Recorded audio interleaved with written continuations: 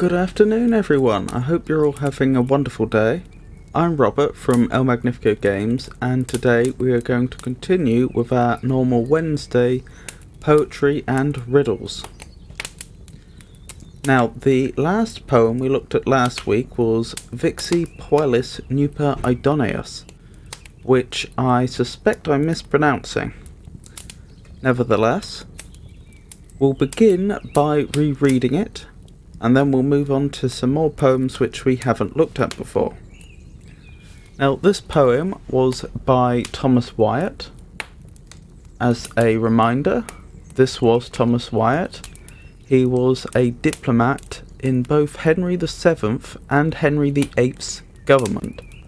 His family itself certainly seems to have been noteworthy enough during the War of the Roses, as it's known they sided with the Lancastrians.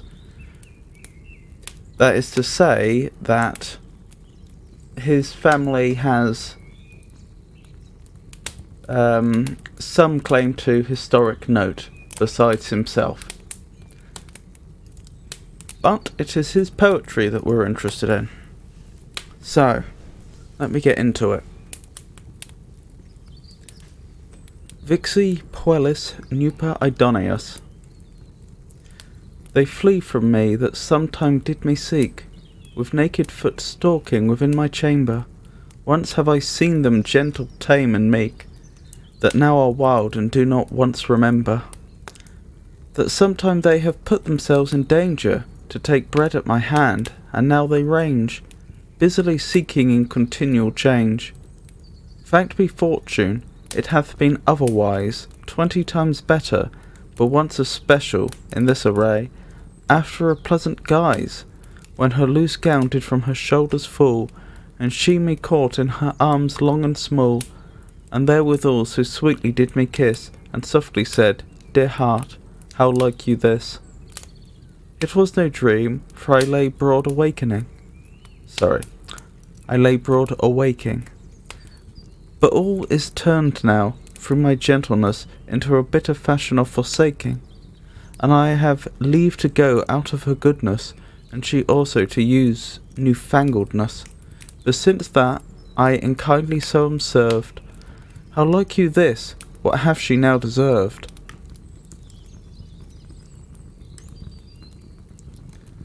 So, as I'm sure we commented last week, seems to be another poem about love lost.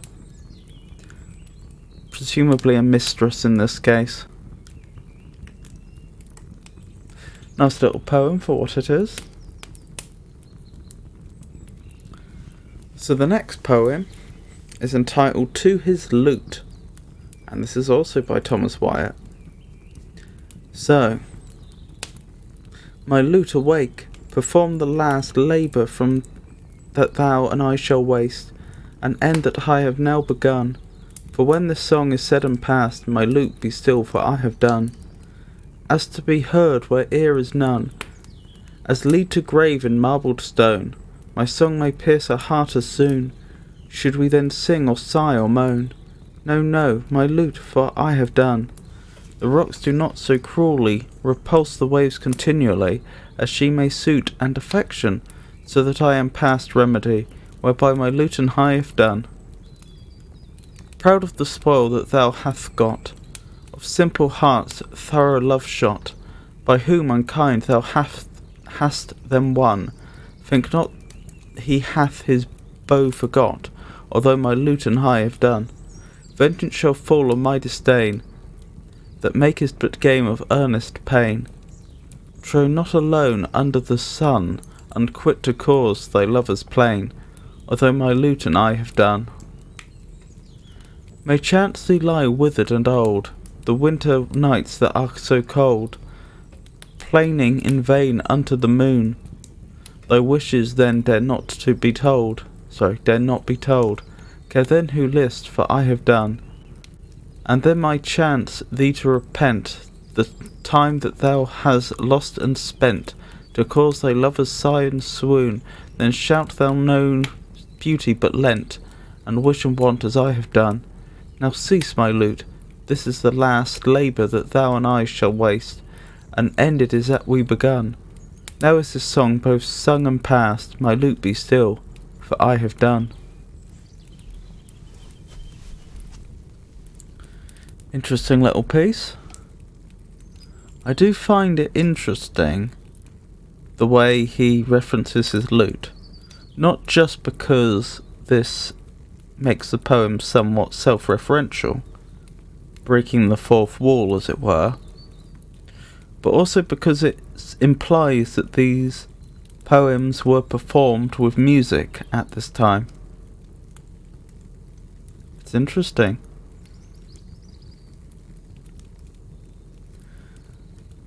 Since none of them were published with sheet music next to them though, well, I suppose it's possible they were originally, but none of the reprintings that we've seen have they. I wonder if the tunes to be played were considered simple or predictable enough that they needn't be published. Just a thought. So what else do we have here? This seems to be iambic tetrameter, I think. And we have an AABAB rhyme scheme. Was that Rhyme Royal? I think that might be Rhyme Royal. Let me double check.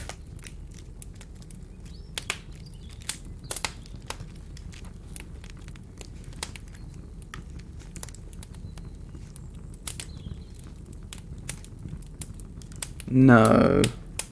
Rhyme Royal's a little more complex than that. That would have 7 lines per verse.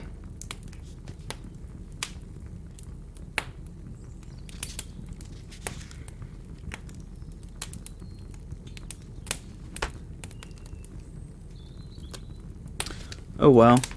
I'm not sure what form this is, although it clearly is a form.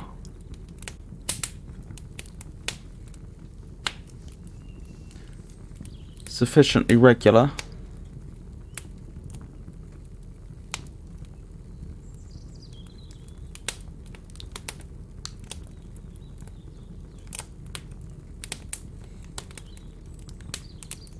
That's an interesting line. The rocks do not so cruelly. That appears to be lacking a final syllable. A strong syllable.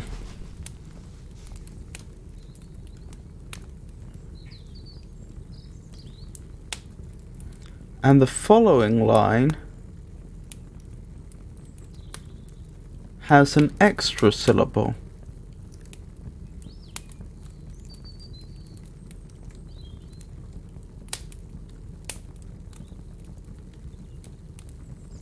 But that would be repulse, not repulse. So it's not an additional strong syllable that would complete the previous line.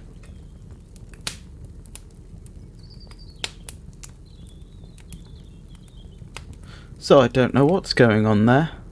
I mean, obviously you can have lines with feminine endings, so it's perfectly permissible in iambic tetrameter to have an additional weak syllable on the end of the line, but you can't usually dock a syllable from the end because you need it for the beat. Oh well.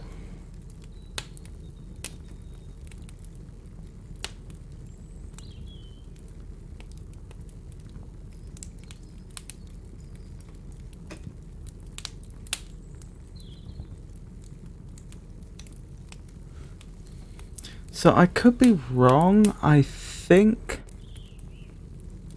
this is a poem about giving up on love, where you've tried to woo someone over a period of time and they're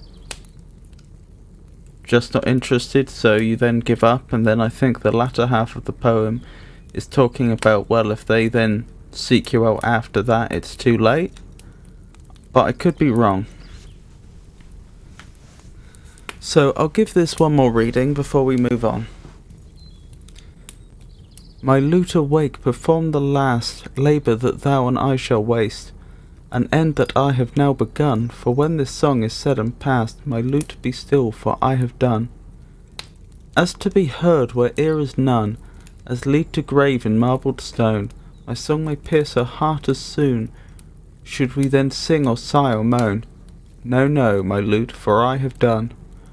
The rocks do not so cruelly repulse the waves continually, as she my suit and affection, that I am past remedy, whereby my lute and I have done. Proud of the spoil that thou hast got, of simple hearts through love's shot, by whom unkind thou hast them won, think not he hath his bow forgot, although my lute and I have done. Vengeance shall fall on thy disdain, that makest but game of earnest pain. Trow not alone under the sun, unquit to cause thy lovers plain, although my lute and I have done. May chance thee lie withered and old, the winter nights that are so cold, plaining in vain unto the moon, thy wishes then dare not be told. Care then who list, for I have done. And then may chance at thee to repent the time that thou hast lost and spent, to cause thy lovers sigh and swoon. Then shalt thou know beauty but lent, and wish and want as I have done. Now cease, my lute, this is the last labour that thou and I shall waste, and ended is that we begun. Now is this song both sung and past, my lute be still, for I have done. Yes, it seems to be about,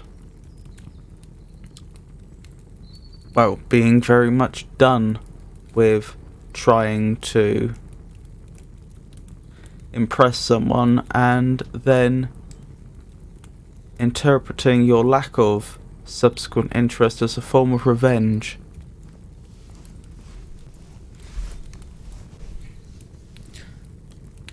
Anyway, we move on to Henry Howard, Earl of Surrey.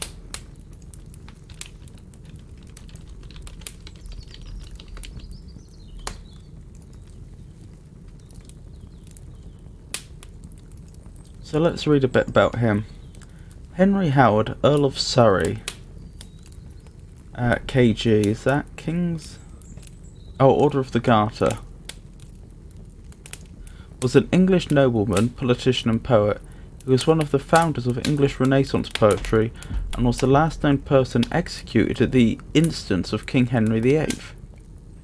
He was first cousin, the King's wives Anne Boleyn and Catherine Howard.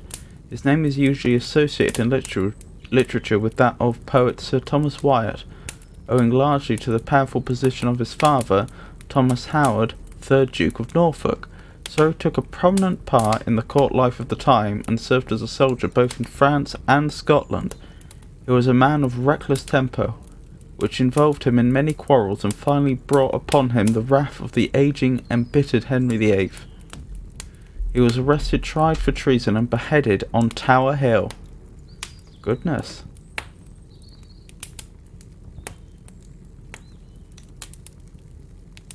Let's read a bit about his downfall. The Howards had little regard for the new men who had risen to power at court, such as Thomas Cromwell and the Seymours. Howard was less circumspect than his father in concealing his disdain. The Howards had many enemies at court. Howard himself branded Cromwell a foul churl, and William Paget a mean creature, as well as arguing that these new erected men would by their wills leave no nobleman on life. Henry VIII, consumed by paranoia and increasing illness, became convinced that Howard had planned to usurp the crown from his son, the future King Edward VI.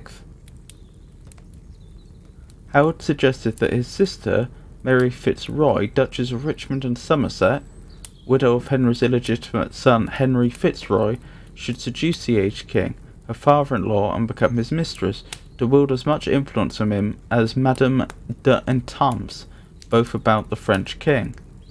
doth about the French king. The Duchess, outraged, said she would cut her own throat rather than consent to such villainy. She and her brother fell out, and she later laid testimony against Howard that helped lead to his trial and execution for treason. The matter came to a head when Howard quartered the attributed arms of King Edward the Confessor. John Barlow had once called Howard... when Howard quartered the attributed arms of King Edward the Confessor.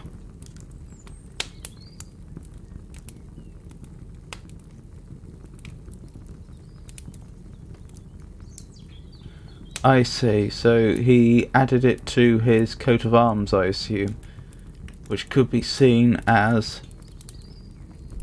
making some sort of claim to the throne.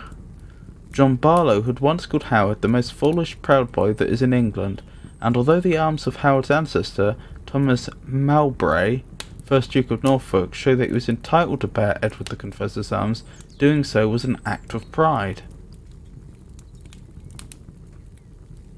Interesting.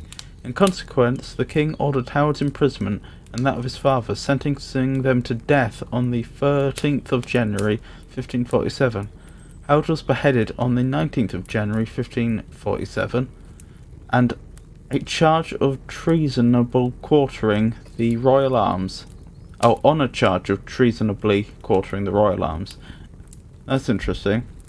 His father escaped the execution as the king died the day before that appointment for the beheading, but he remained imprisoned.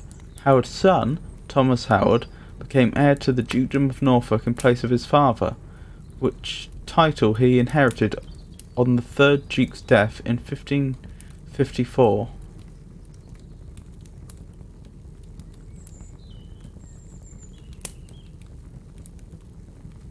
I see.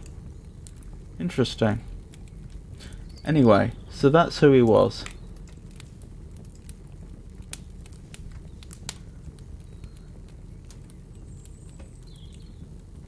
So, this poem is entitled Description of Spring, wherein each thing renews save only the lover.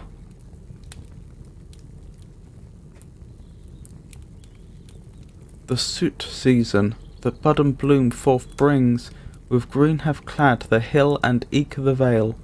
The nightingale with feathers new she sings, the turtle to her mate hath told her tale. Summer is come, for every spray now springs. The hart hath hung his old head on the pail, the buck in brake his winter coat he flings, the fish is fleet with new repaired scale. The adder with all her slow away she slings, the swift swallow pursueth the fly's smail. The busy bee her honey now she mings, winter is worn that was the flower's bale. And thus I see among these pleasant things, each care decays, and yet my sorrow springs.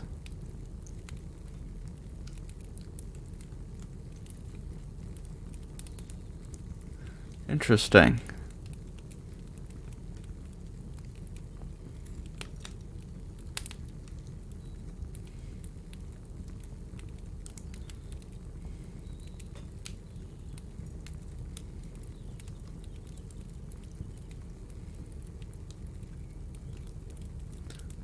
So this looks like iambic pentameter.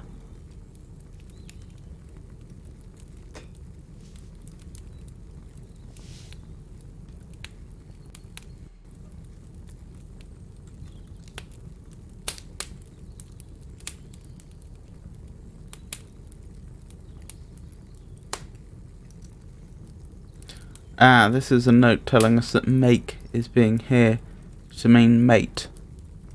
I didn't know that. I didn't know that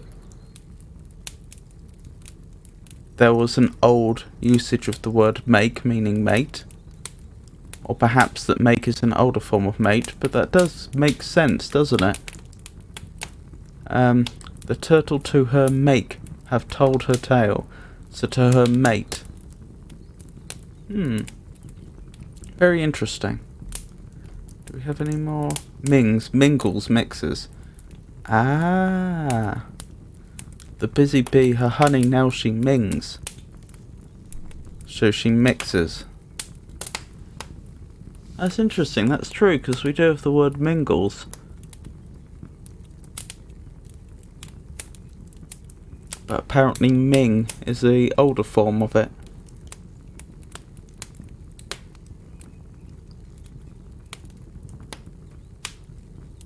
I wonder if Mingles was a noun form of Ming. What we would now use the gerund form for. So I wonder if Mingles was the equivalent of Minging.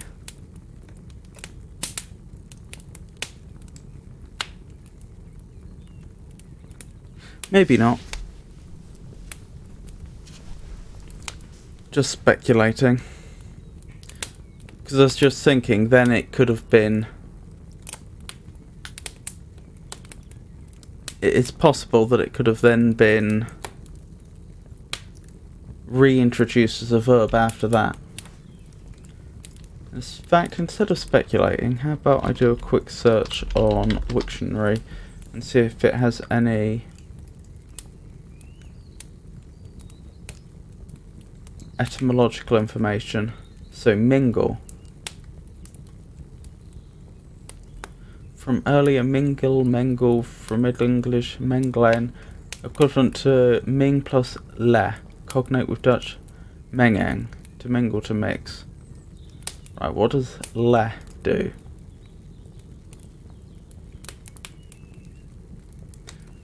A frequentive suffix of words indicating repetition or continuousness. Oh.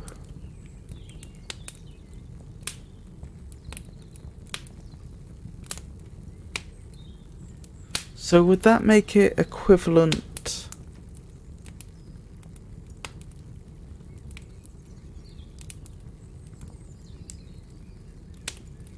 No, I suppose if it denotes continuousness, then it is in fact equivalent to the gerund, the ing form, but for an entirely different reason to the one I was suggesting. Huh. Interesting.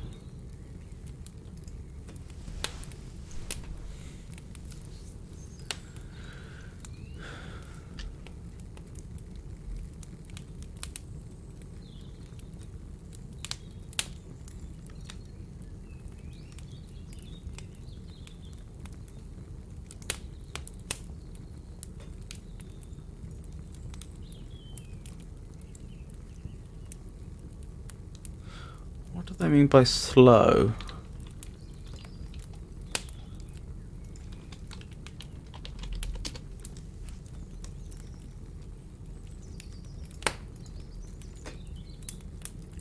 The skin shed by a snake or other reptile. I did not know that. I had no idea.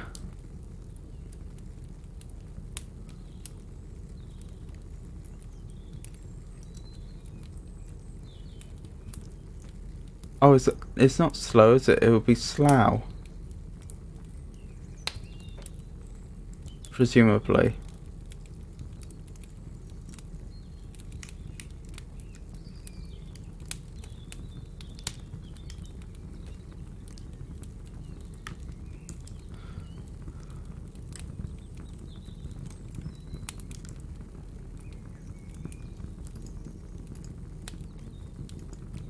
This suggests slaff, but that is an American pronunciation. I don't know if that would be the same as the British or not.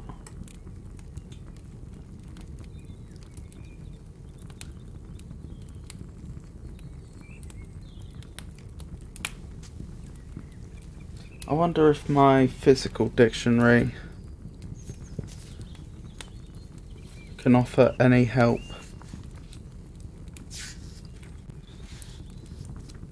Although it has some pronunciation information, it's not particularly focused on that.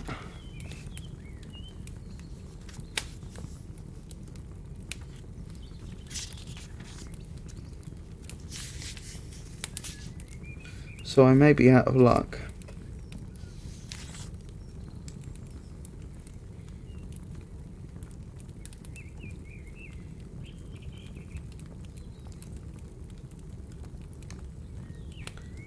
I think that's suggesting it would be slough.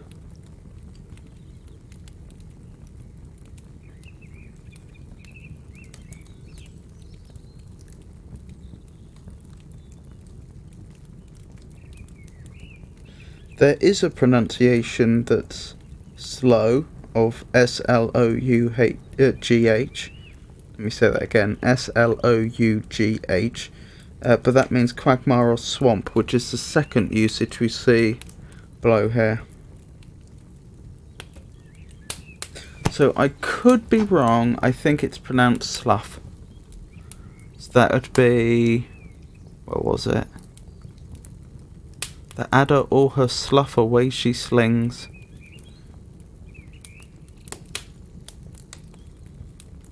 The swift swallow, the busy bee. Slough and slings. Quite a lot of alliteration here, isn't there?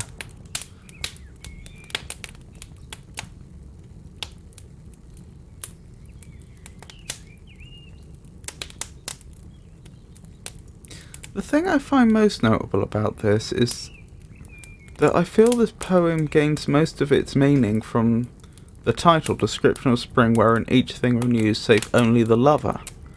Because that explains, well, certainly the last two lines.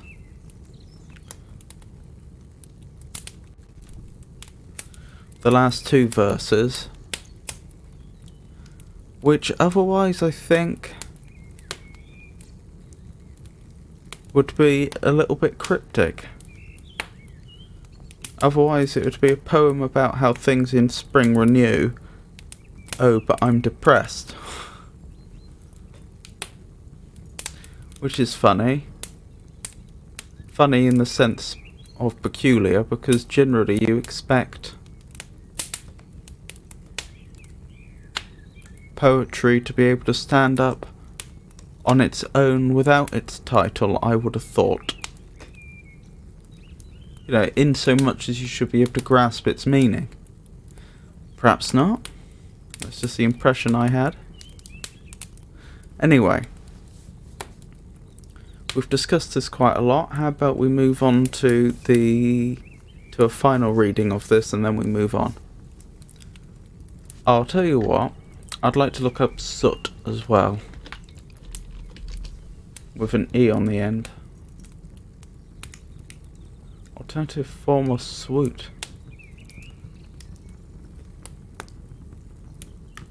Sweetly. Sweet. So should that be swat? The swat season. Again, let me consult my physical dictionary. There's a danger it won't have the pronunciation information we need. But we can but try.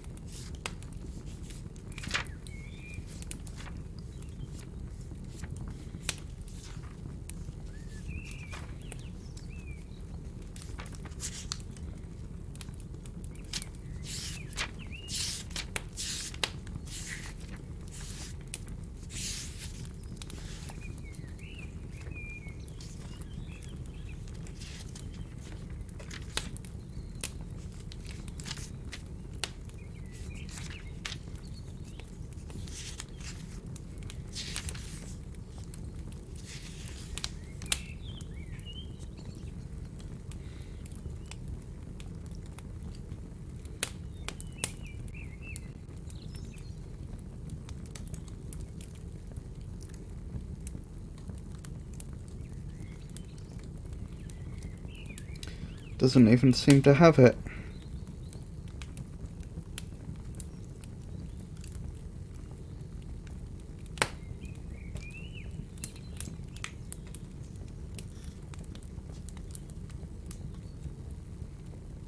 Too archaic.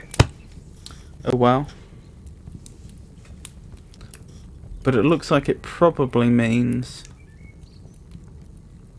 sweet.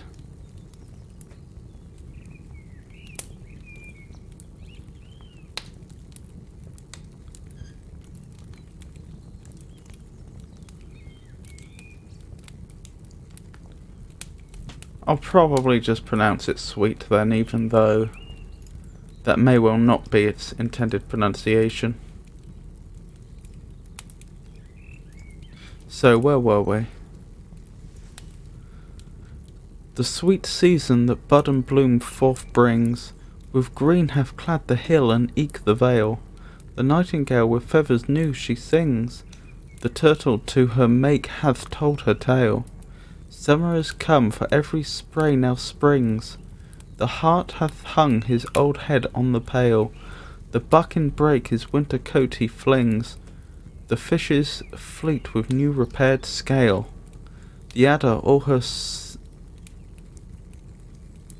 slough away she slings, the swift swallow pursueth the fly's snail.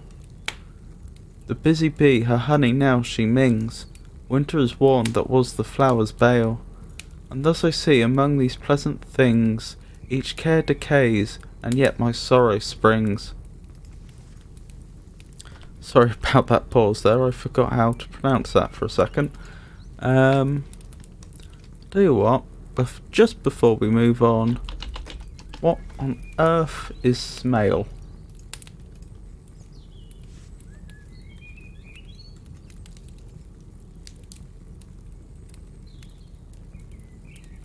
Well, it's Middle English apparently.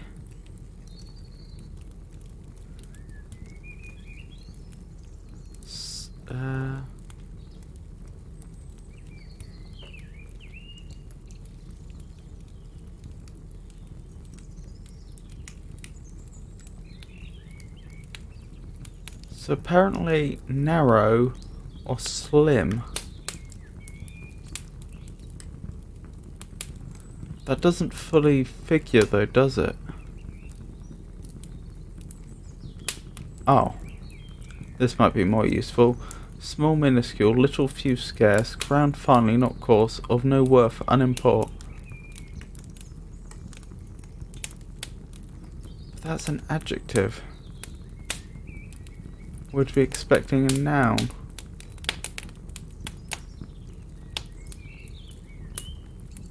I'd have thought.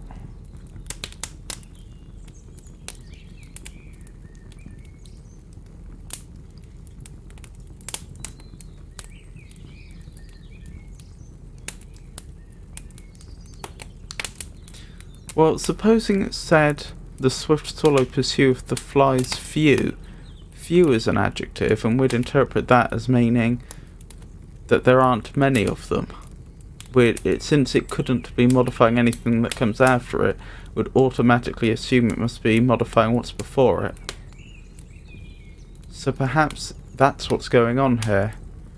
Perhaps it's telling us that there are very few flies, or that the flies themselves are very small and minuscule. Yes, that must be it. It's telling us that these are particularly small flies. The swift swallow pursueth the flies small. That's what's going on, I suspect. Mystery solved.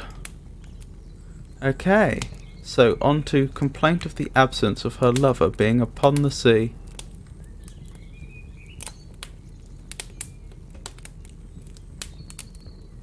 So this is presumably a poem about a man that goes to sea, and it's written but from the perspective of his lover. And this is of course also Henry Howard. O happy dames, that may embrace the fruit of your delight, help to bewail the woeful case, and eke the heavy plight of me, that wanted to rejoice the fortune of my pleasant choice. Good ladies, help to fill my morning voice, in ship, freight with remembrance of thoughts and pleasures past, he sails that hath in governance my life while it will last, with scalding sighs for lack of gale, furthering his hope that is his sail, toward me the sweet port of his avail. Alas, how oft in dreams I see those eyes that were my food, which sometimes so delighted me, and yet they do me good. Wherewith I wake with his return, whose absent flame did make me burn, but when I find the lack, Lord, how I mourn. When other lovers in arms across rejoice their chief delight, Drowned in tears to mourn my loss, I stand the bitter night in my window where I may see, before the winds how the clouds flee. Lo, what a mariner love hath made me! And in green waves when the salt flood doth rise by rage of wind, 1,000 fancies in that mood assail my restless mind. Alas, now drencheth my sweet foe, that with the spoil of my heart did go, and left me, but alas, why did he so? And when the seas wax calm again, to chase fro me annoy, my doubtful hope doth cause me pain, so dread cuts off my joy. This is my wealth mingled with woe, and of each thought a doubt doth grow. Now he comes, will he come? Alas, no, no.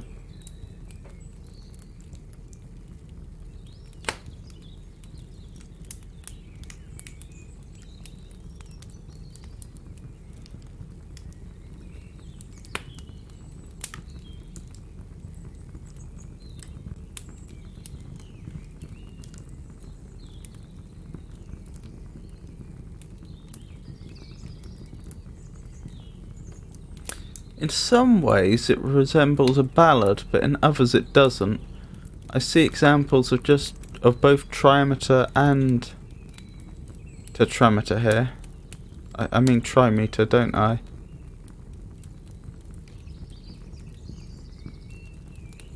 Trimeter and tetrameter.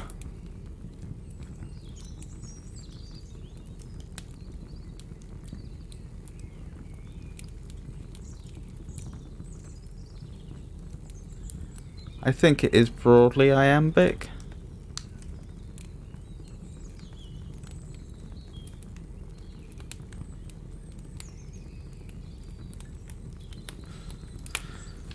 And when the seas wax calm again, what precisely does wax mean? Because I know the moon can wax and wane, and wax would mean growing.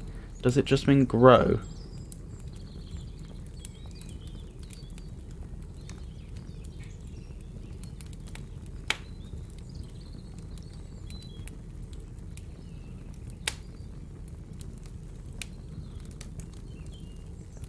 Become. To increasingly assume the specified characteristic. Yes, to grow. And when the seas wax calm again,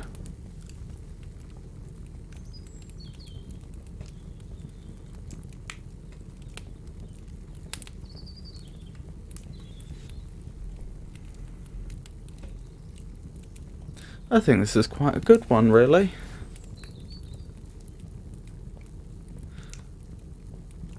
I don't really have much to say or add, but its meaning's fairly clear. It seems well composed. I like it. So perhaps I'll read it once more, and then we'll move on. O happy dames that may embrace the fruit of your delight, help to bewail the woeful case, and eke the heavy plight of me that wanted to rejoice the fortune of my pleasant choice. Good ladies, help to fill my morning voice. In ship, freight with remembrance of thoughts and pleasures past, yourselves that have in governance my life while it will last. With scalding sighs for lack of gale, furthering his hope that is his sail towards me, the sweet port of his avail.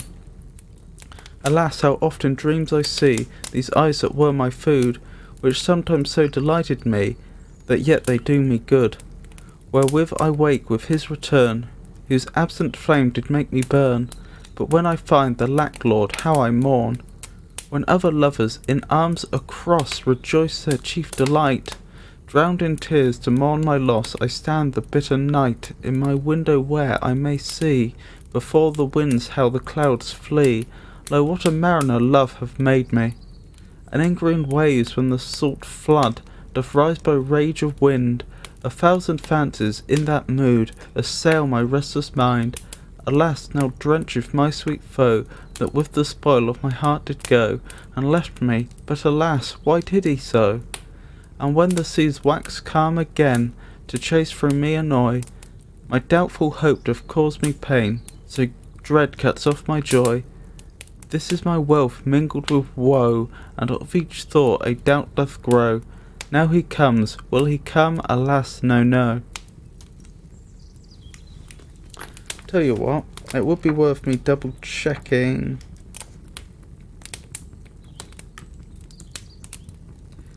the form. What's the rhyming scheme?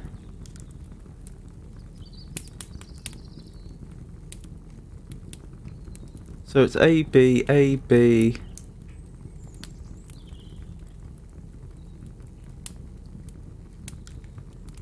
C, C, C.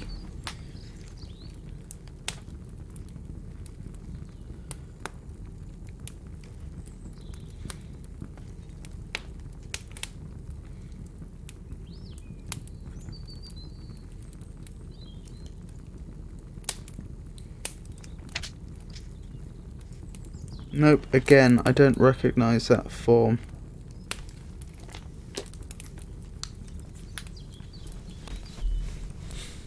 But it clearly is a form. Quite a good one, actually. It's a nice compromise between a ballad and more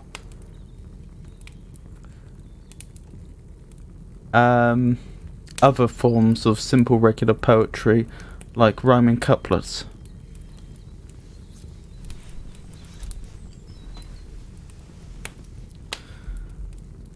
So, The Means to Attain Happy Life, also by Henry Howard. Marshal the things that do attain, the happy life be these I find, the riches left, not got with pain, the fruitive ground, the quiet mind, the equal friend, no grudge, no strife, no charge of rule nor governance, without disease, the healthful life, the household of continuance, the mean diet, no delicate fare, true wisdom joined with simpleness, the night discharged of all care, where wine the wit may not oppress, the faithful wife without debate, such sleeps as may beguile the night, contented with thine own estate, nay wish for death, nay fear his might.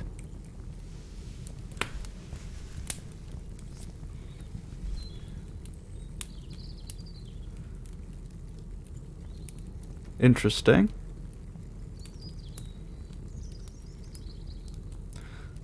I think it's essentially advocating having exactly what you need and trying to live in harmony with those around you.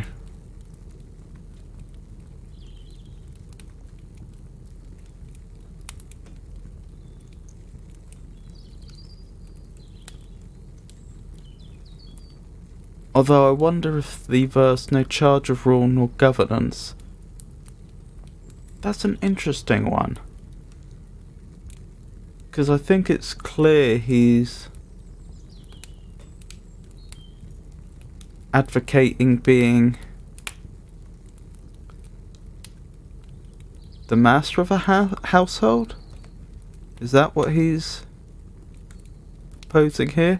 I'd have thought so, given his station in life. But perhaps I've misunderstood. Well, my only thought is I wonder if no charge of rule nor governance is more an admonition of getting into politics, but I could be very wrong about that.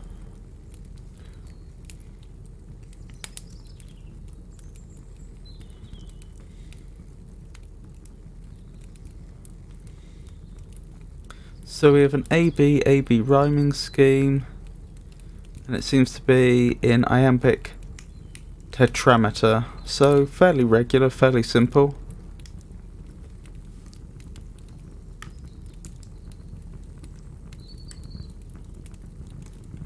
It's interesting.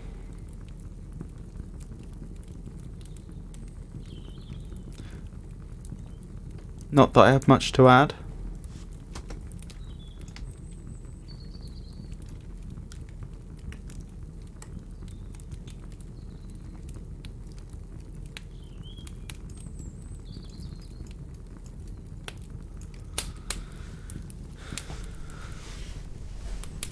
So I'll read it once more and we'll move on. Unless, of course, anyone has anything they'd like to discuss. By all means, leave a comment if you do. So, the means to attain happy life. Marshal the things that do attain the happy life be these I find. The riches left, not got with pain, the fruitful ground, the quiet mind, the equal friend, no grudge, no strife, no charge of rule nor governance, without disease, the healthful life, the household of continuance, the mean diet, no delicate fare, true wisdom joined with simpleness, the night discharged of all care, where wine the wit may not oppress, the faithful wife without debate, such sleeps as may beguile the night, contented with thine own estate, ne wish for death, ne fear his might.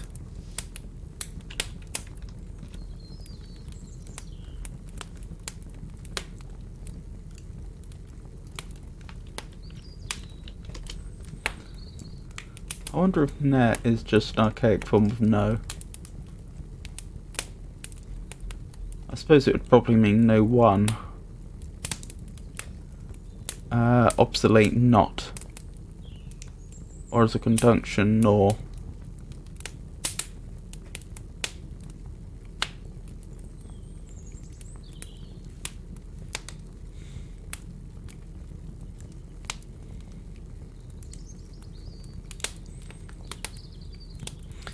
This is just the final 4 words that I find slightly odd. I can understand not wish for death, that's clearly an attribute of the happy life, but not fear his might. If that was God, then I'd expect his to be capitalised. I don't see why an individual would fear his own might, but the last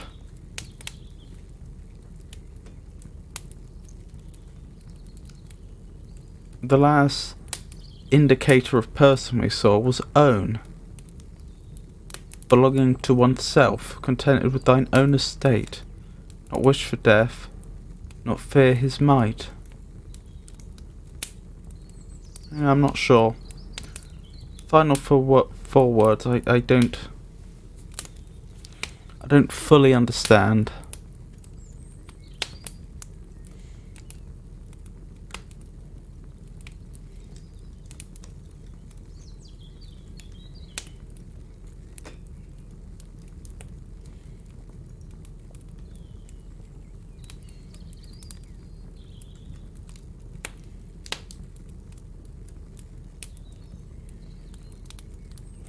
Since that comes straight after contented with thine own estate, so this could be seen as an admonition away from ambition.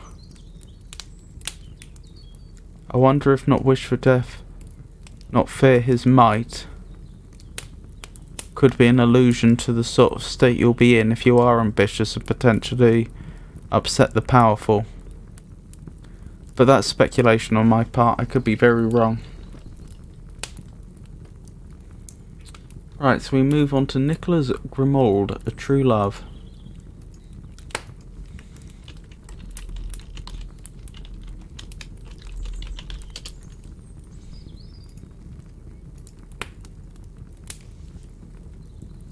Nicholas Grimoald was an English poet and dramatist. Okay, this is interesting. I think this is the first... I could be mistaken. I think this might be the first person described as a poet first and foremost that we've encountered in this anthology yet.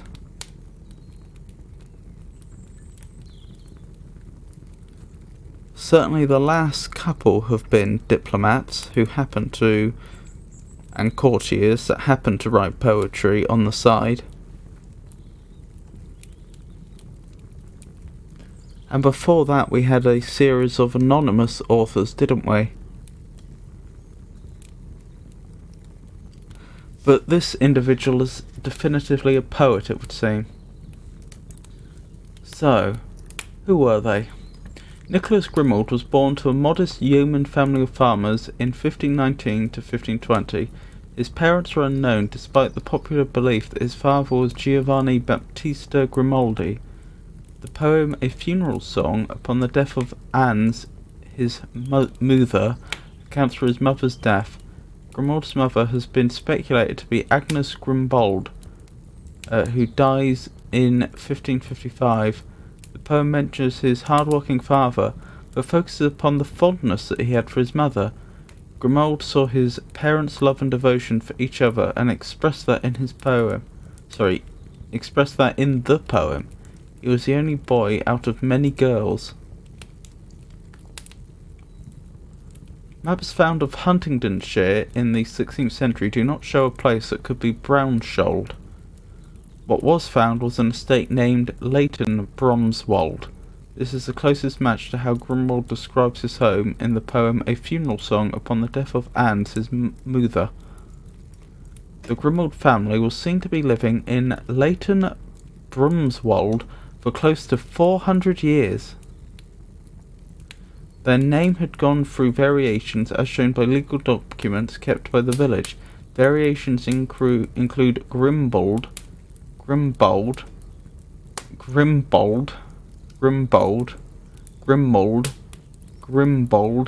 and Grimbold. There has been no evidence of Grimald ever being married or having children. Some of his contributed verses in Tottle's Songs and Sonnets refer to two women Grimald may have admired, Carey Day and Mistress Damascene Audley.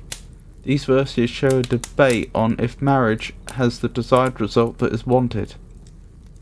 Grimald's connection to Nicholas Ridley, Bishop of London, brought him under suspicion, and he was imprisoned in the Marshalsea.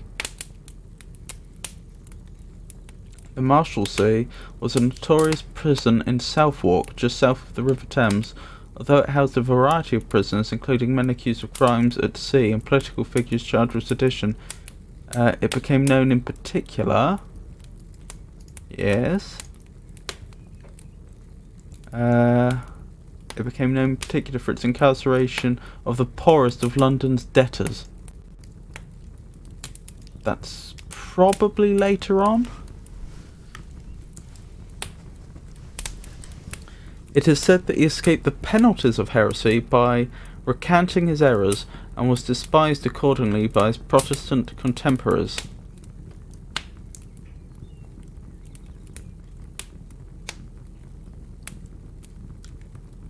Interesting. The exact date, cause, and location of his death are unknown. Barnaby Googe, in his Eglogs, Epitaphes and Sonnets, includes an epitaph on the death of Nicholas Grimald, which was written before Googe's departure abroad in 1562.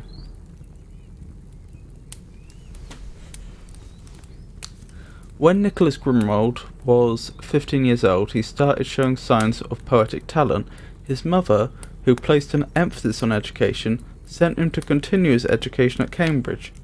This separation was hard for Grimald's mother, as he was the only boy in the family.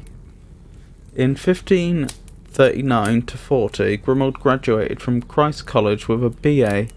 Grimald travelled to Oxford a year later, when the prebendary of Leighton Bromswold, Gilbert Smith, a family friend, was impressed by his work.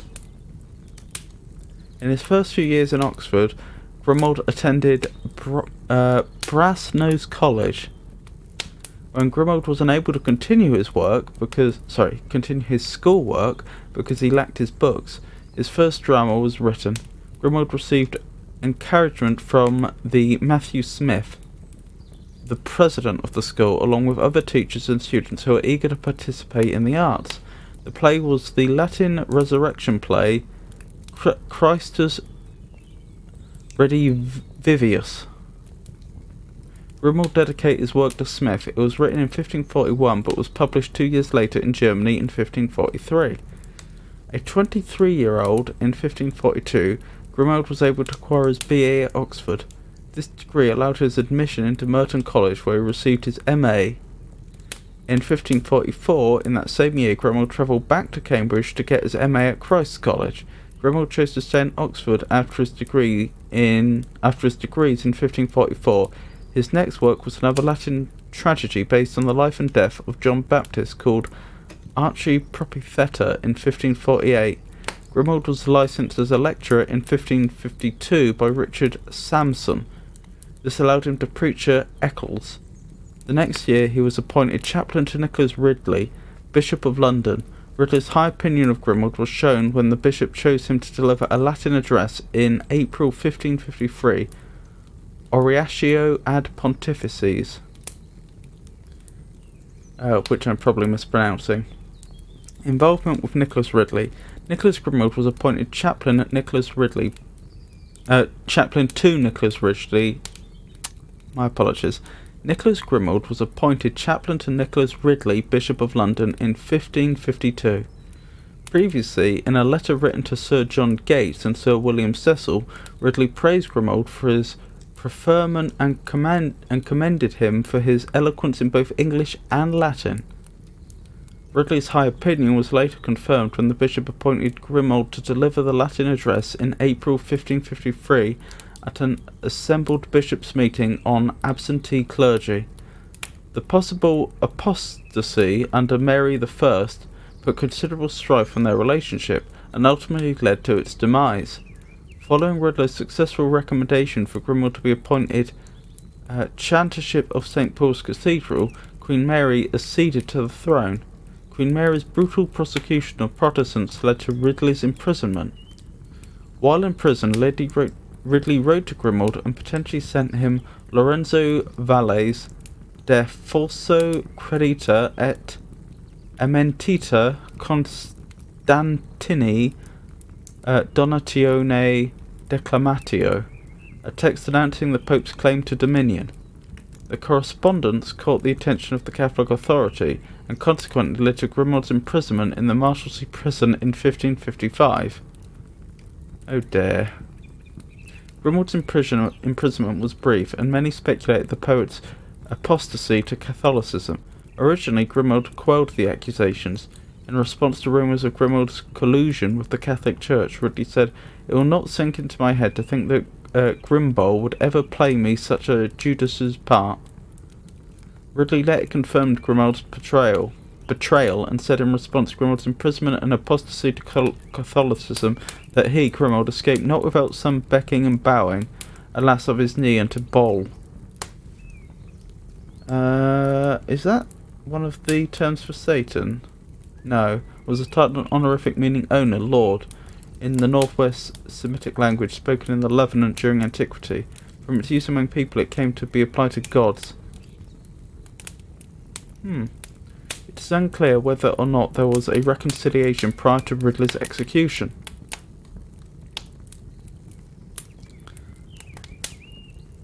Anyway, that's who Nicholas Grimald was. Somewhat interesting. Anyway, a true love. What sweet relief the showers to thirsty plants we see. What dear delight the blooms to bees my true love is to me. As fresh and lusty there foul winter doth exceed, as morning bright with scarlet sky doth pass the evening's weed. As mellow pears above the crabs esteemed be, so doth my love surmount them all whom yet I hap to see. The oak shall olives bear, the lamb the lion fray. The owl shall match the nightingale in tune of her lay. Or I may love let slip out of mine entire heart, so deep reposed in my breast is she for her desert. For many blessed gifts, O happy, happy land, where Mars and Pallas strive to make their glory most to stand. Yet land more is thy bliss that, in this cruel age, a Venus imp who hath brought forth so steadfast and so sage, among the Muses 9, a tenth if Jove would make, and to the Graces 3, a fourth her would Apollo take. Let some for honours hunt and hoard the massy gold. With her so I may live and die, my will cannot be told. Interesting. Fray meaning affright, as this little footnote tells us.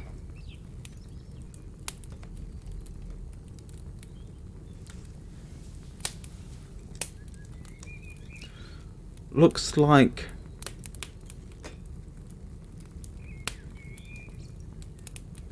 it's mostly written in 14ers,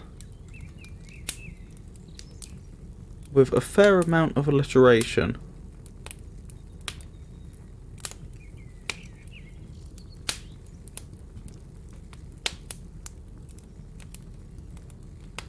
I understand that at around this time Oxford University was getting well known for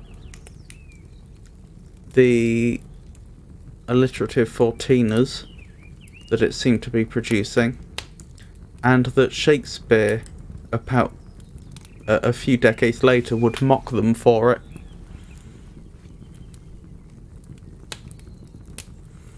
So that more or less figures.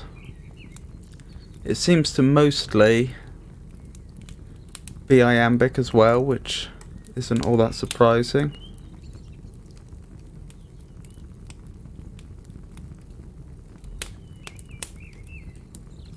So let's read it again. What sweet relief the showers to thirsty plants we see, what dear delights the blooms to bees, my true love is to me. As fresh and lusty fell winter doth exceed, as morning bright with scarlet sky doth pass the evening's weed. As mellow pears above the crabs esteemed be, so doth my love surmount them all, whom yet I hap to see. The oak shall olives bear, the lamb the lion fray, the owl shall match the nightingale in tuning of her lay. Or I may love let slip out of mine entire heart, so deep repose did my breast as she for her desert. For many blessed gifts, O happy, happy land, where Mars and Pallas strive to make their glory most to stand, yet land more is thy bliss that, in this cruel age, of Venus's imp thou hast brought forth, so steadfast and so sage. Among the Muses 9 a 10th if Jove would make, and to the Graces 3 a 4th he would Apollo take. Let some for honour hunt and hoard the massy gold, with her so I may live and die, my will cannot be told.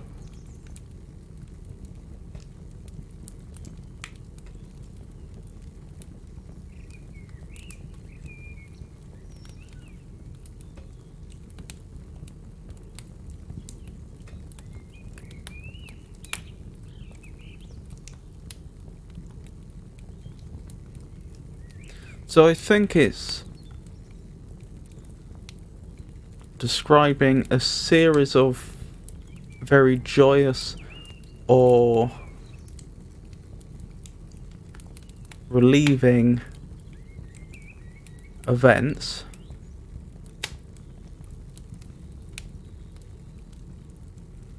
and then comparing it to living with one's lover, and concluding that the joy one would experience then would be greater than all the joys previously mentioned, or at least that's implied. I believe that's what's going on here. It's quite nice for what it is, but not much more to say. So let's move on to Alexander Scott. So who is Alexander Scott?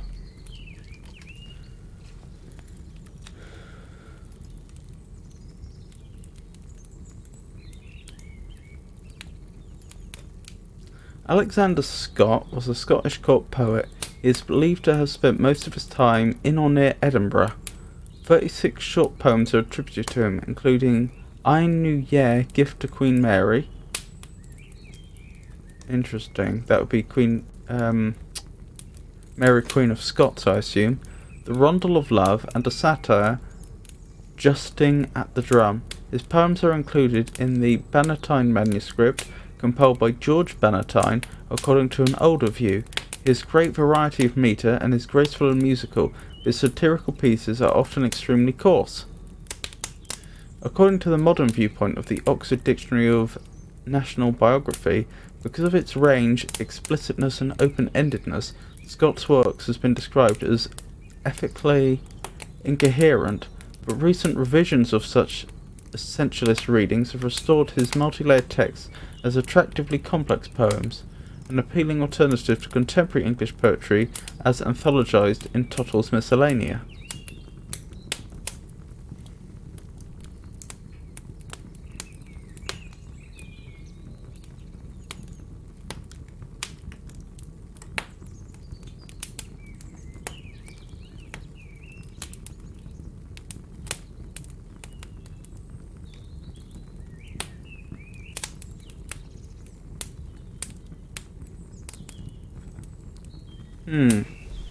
Interesting.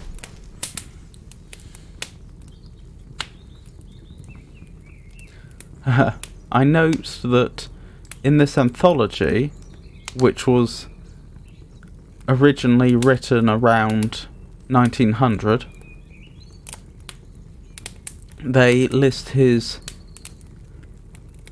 time of birth and death as 1520 to 1580 something, and in Wikipedia we have 1520 to 1582 to 1583, so it sounds like they haven't managed to narrow it down much more.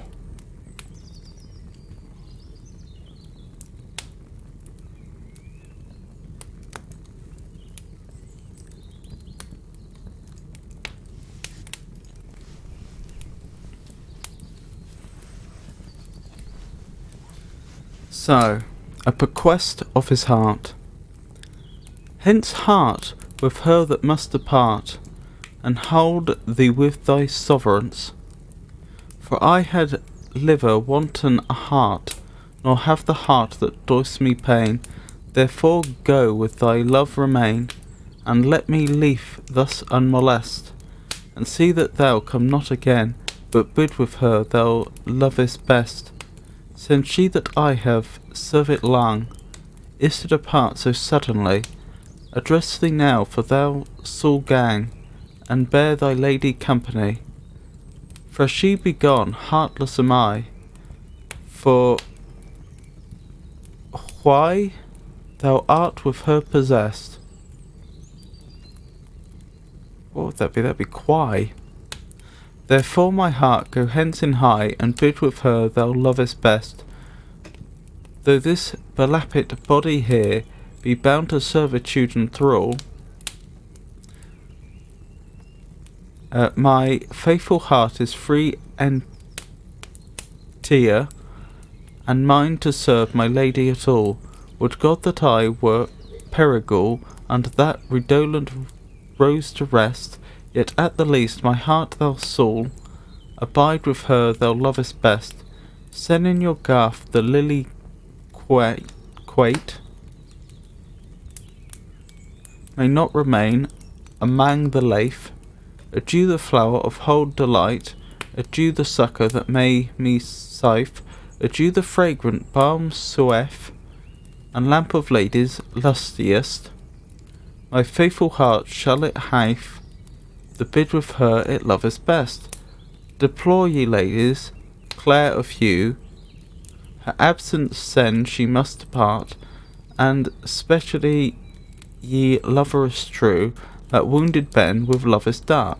For some of you shall want an heart, as well as I, therefore at last do go with mind in wart, and bid with her thou lovest best. So belapit, downtrodden, Perigord made equal to privileged. Interesting, because those two things don't seem like they should be synonyms. Garth, garden close. Lafe, rest. With mind in wart, with inner mind, i.e. in spirit.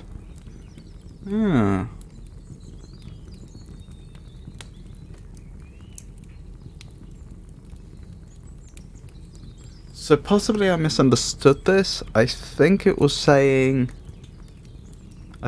talking about the speaker's love interest going off with someone else, and the speaker is bequesting his heart to her, so she may leave, but my heart will always be with her, is I think what it's saying.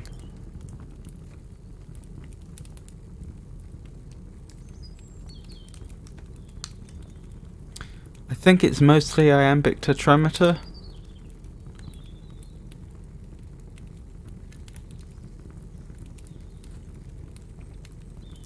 It's interesting, actually, that a Scottish poet should be producing English poetry at this time.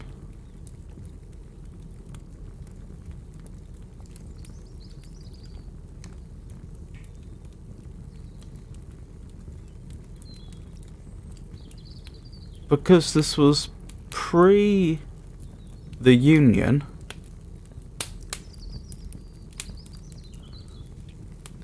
This was pre-James I of England and VI of Scotland, if I recall correctly.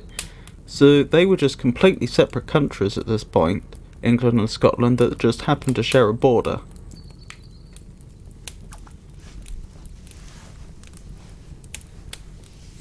Interesting.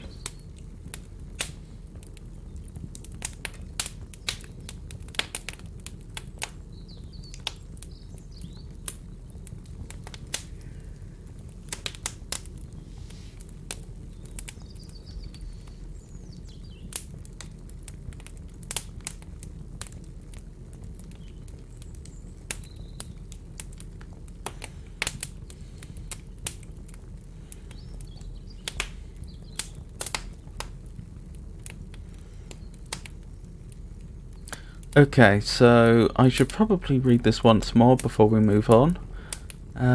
Let's see, hold, or is that bald? I think that's hold, means keep. Sen is since. Belapit is downtrodden. Perigal means made equal to or privileged. Garth means garden close. Leif means rest. With mind in what means within a mind.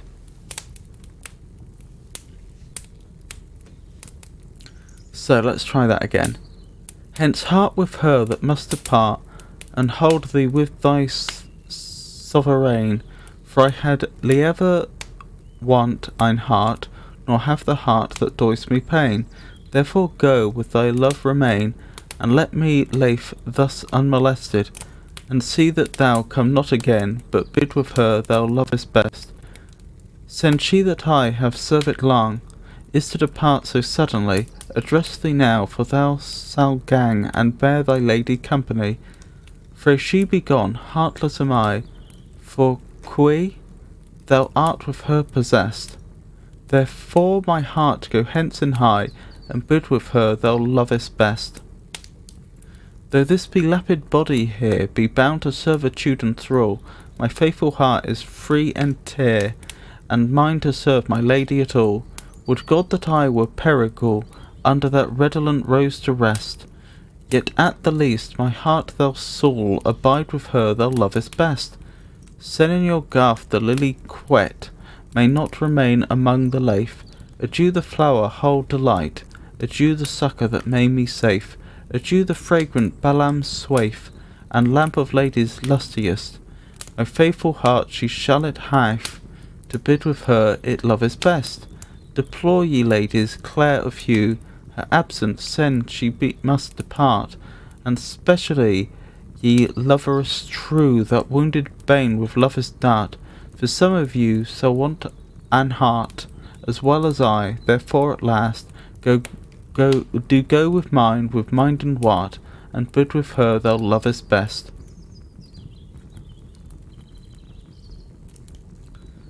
So, A Rondel of Love by Alexander Scott.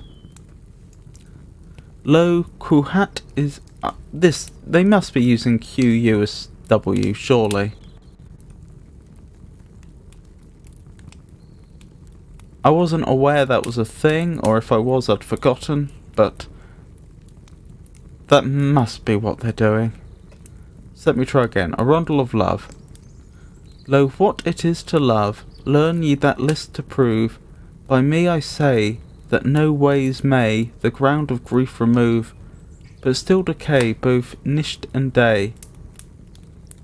Lo, what it is to love. Love is ein fervent fire, kindled without desire. Oh, sorry, kindlet without desire. I'm doing a terrible job here, aren't I? In fact, now I know that QU is supposed to be W, how about I reread this one, and then we'll move straight on to the next one with nothing but a short pause between.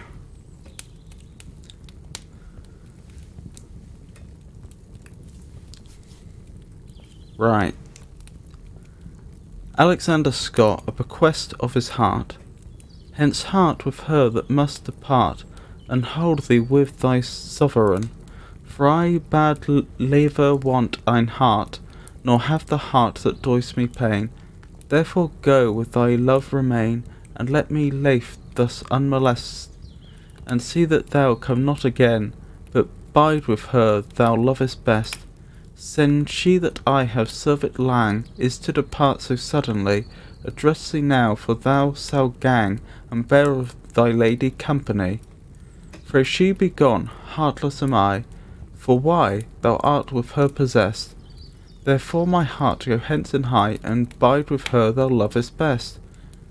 Though this be lapid body here, be bound to servitude and thrall, my faithful heart is free entire, and mine to serve my lady at all. Would God that I were Perigal, under that redolent rose to rest, yet at the least my heart thou soul, abide with her thou lovest best. Send in your garth the lily white, may not remain among the life. Adieu the flower of whole delight, adieu the succour that made me safe, adieu the fragrant balm swaif, and lamp of ladies lustiest. My faithful heart she shall it hafe to bid with her it loveth best. Deplore ye ladies clear of hue, her absence send she must depart, and specially ye lovers true that wounded bane with love's dart. For some of you shall want ein heart as well as I, therefore at last do go with mind in wart, and bide with thee thou and bide with her thou lovest best. Alexander Scott, A Rondel of Love. Lo, what it is to love, learn ye that list to prove.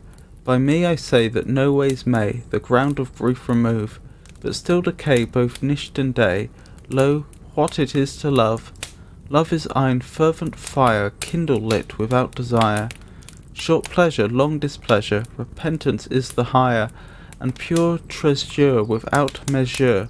Love is ein fervent fire, to love and to be wise, to rage with good advice. Now thus, now than, so goes the game, uncertain is the dice.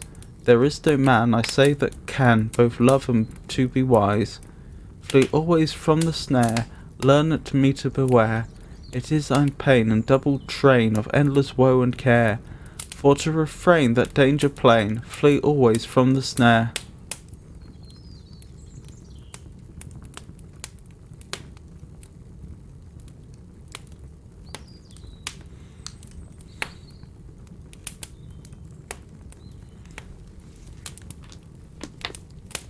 Interesting little piece.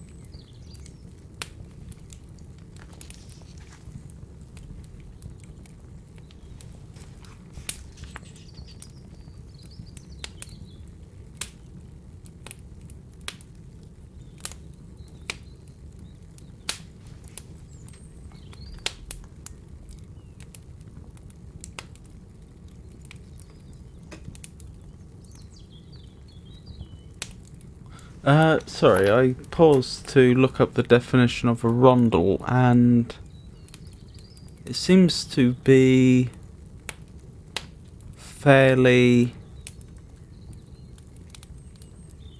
Its definition seems to have varied from time to time and place to place.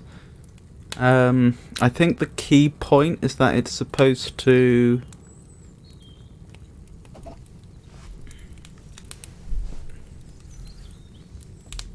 have a refrain that repeats.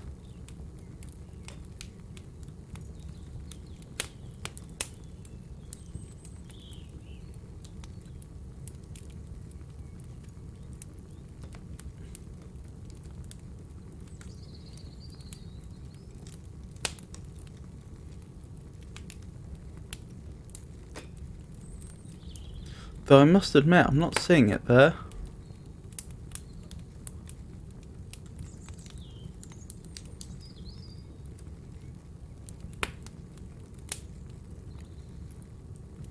Yeah, I'm not sure why it's being referred to as a rondel.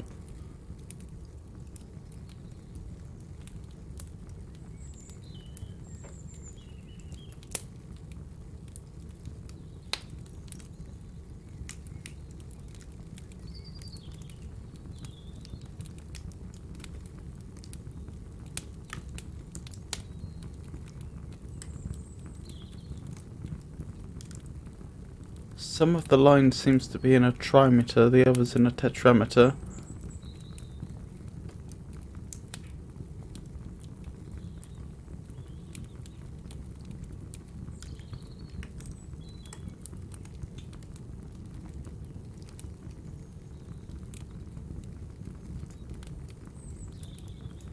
Yeah, it seems fairly irregular, and I'm not entirely sure what the form here is trying to be. It has some nice poetic imagery though.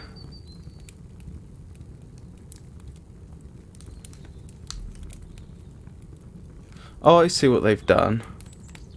The first line and the first verse is the same as the last verse in every stanza except the third, where they are very, very similar but not the same, because they've changed two to both. So apparently that's what they're thinking of a rondel as being.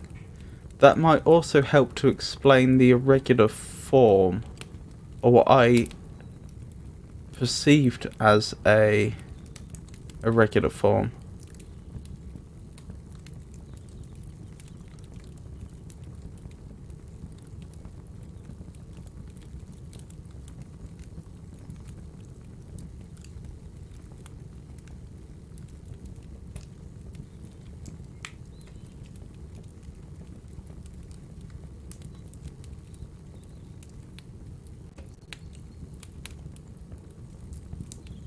So, I could be wrong. I think they've tried to take something ballady as the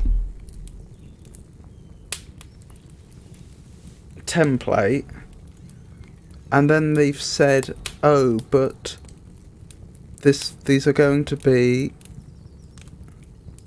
stanzas of 6 lines, which I think is called a sixain. Let's double check that. And I said, and the final verse must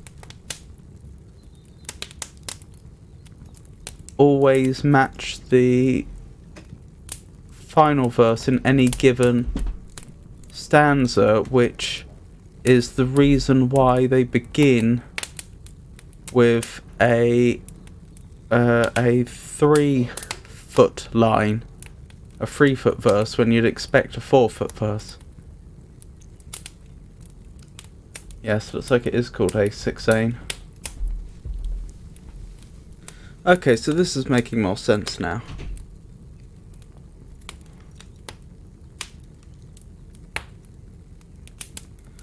I notice a lot of these lines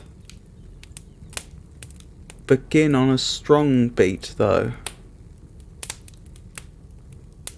But I think that's just trochaic substitution, and the poem itself is still trying to be iambic, I think. Yes, that looks to be the case to me. Okay, so I think we've gotten to the bottom of what this is and what it's doing. So, take a ballad, split it into 6/8, make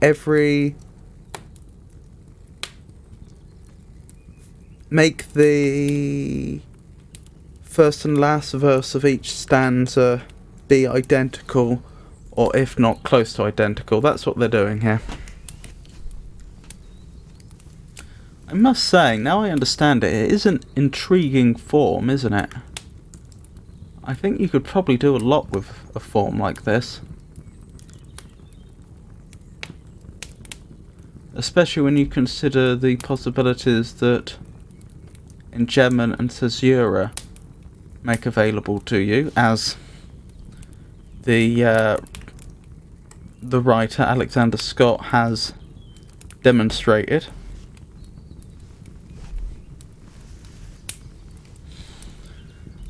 So let's read this once more.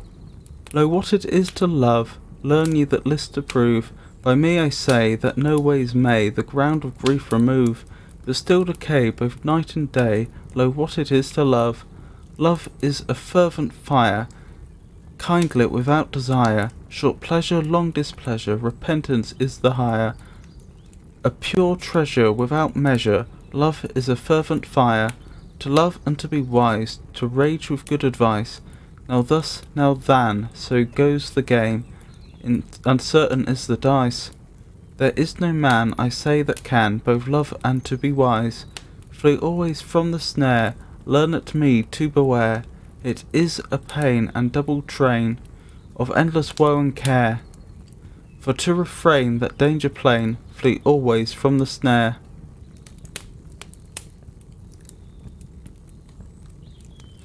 What's TRANE then?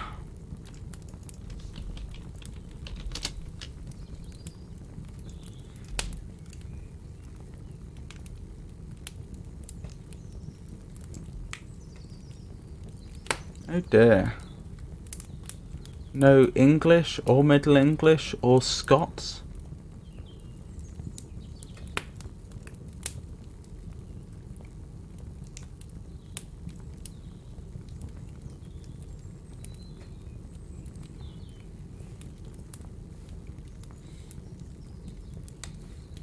That's a shame.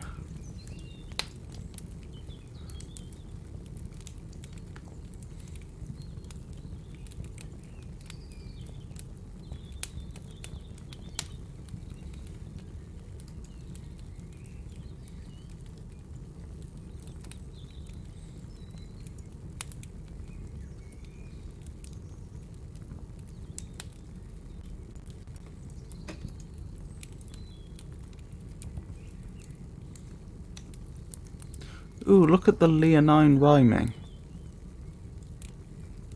I missed that before.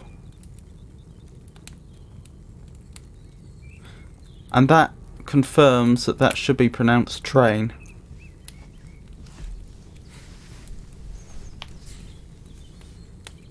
This is quite good, I must admit.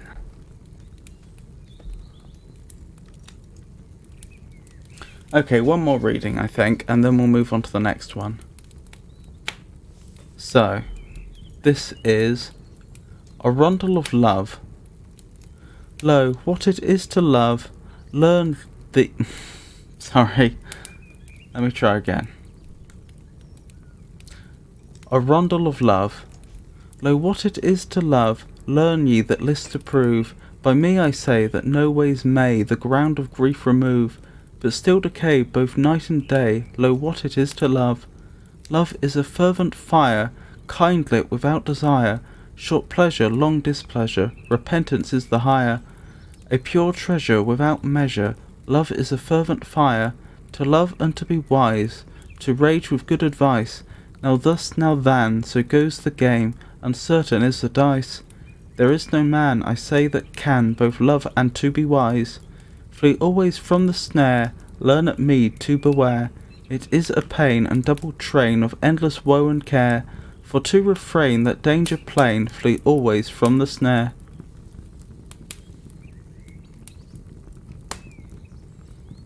I like it. I do like it. Now I understand it a bit better. So we move on to Robert Weather.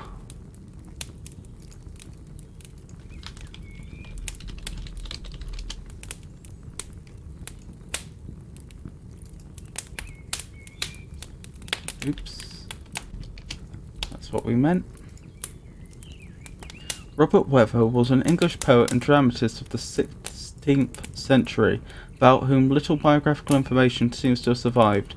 His name is often given as Richard Weather or simply R. Weather. An interlude called Lusty Juventus, an interlude attributed to him, was published in 1565. The poem In Youth is Pleasure, in a harbour green asleep whereas I lay, is a popular and remembered anthology piece. Has been several times set to music and supplied the writer and painter Denton Welch with the title of his second novel. So we don't know much about him, but this is indeed the piece that's been included in this anthology. And all they can say is that he's circa 1550. Fair enough. So, in youth is pleasure. In a harbour green, asleep whereas I lay, the birds. Sorry, let me try again. In youth is pleasure. In a harbour green, asleep whereas I lay, the birds sang sweet in the middles of the day. I dreamed fast of mirth and play. In youth is pleasure. In youth is pleasure. Methought I walked still to and fro, and from her company I could not go, but when I waked it was not so. In youth is pleasure, in youth is pleasure. Therefore my heart is surely pight, of her alone to have a sight, which is my joy and heart's delight. In youth is pleasure, in youth is pleasure. Right, what's pight?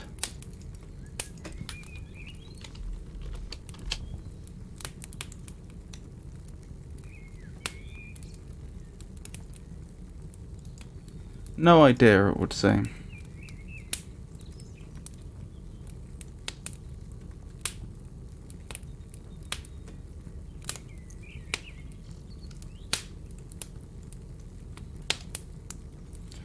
Let's try the obvious modernising of the spelling, swapping the Y for an I. There we go.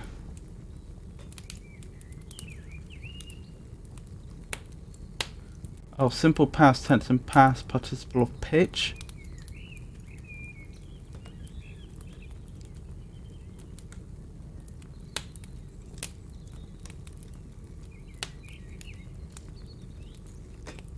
To darken, to blacken, to obscure.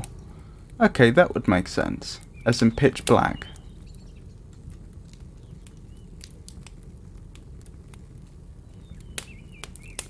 So that would mean, therefore my heart is surely pitch, of her alone to have a sight, which is my joy and heart's delight.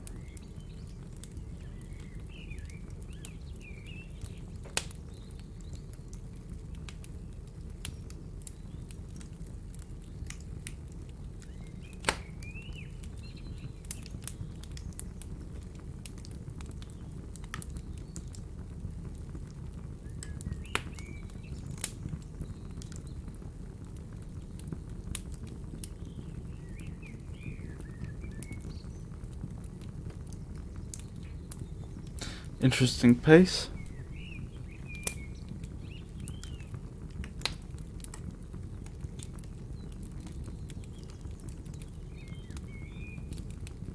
How does one walk still?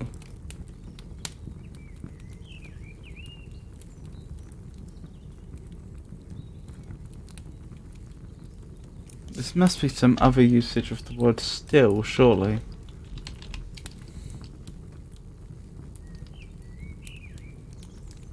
Oh, I'm being a fool.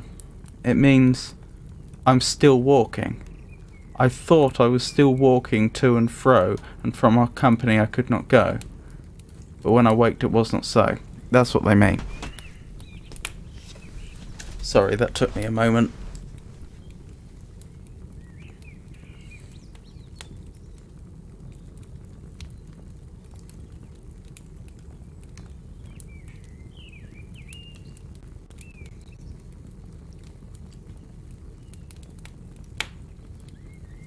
It's interesting there's no punctuation between here and here. Therefore my heart is surely pight of her alone to have a sight, which is my joy and heart's delight. Because I'm not sure if pight is an archaic form of pitch.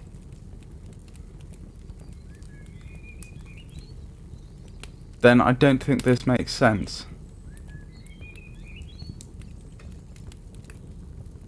It would make more sense if that meant desires.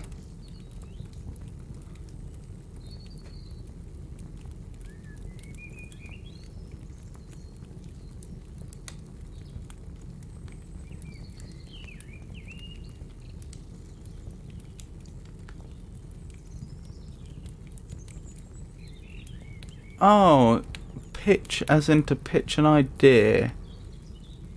I doubt it. I think that's a modern usage of the word. Probably adopted from baseball. If it was earlier than that, then I would assume it was adopted from cricket.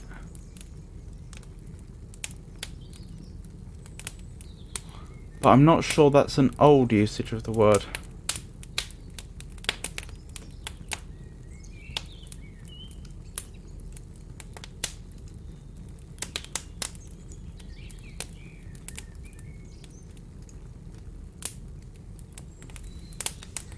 Let's see what, if anything, my physical dictionary has to say.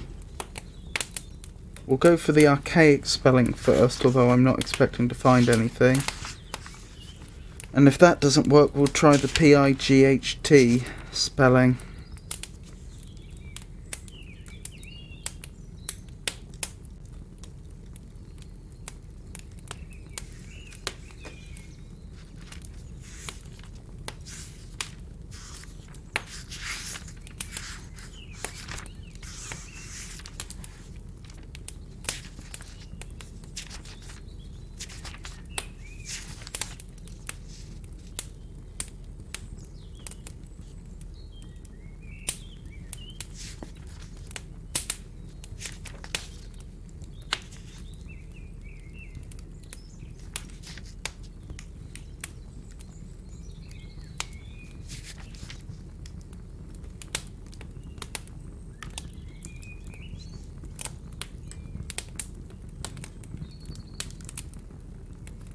No such luck.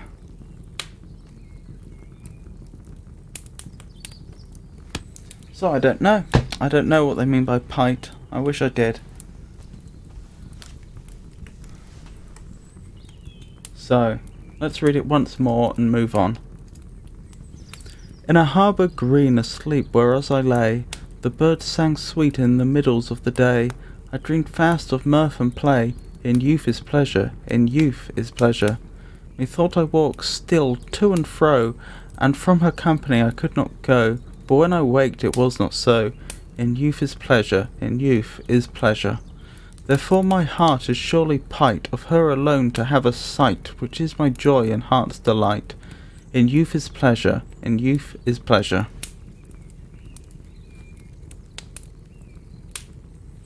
So we move on to Richard Edwards.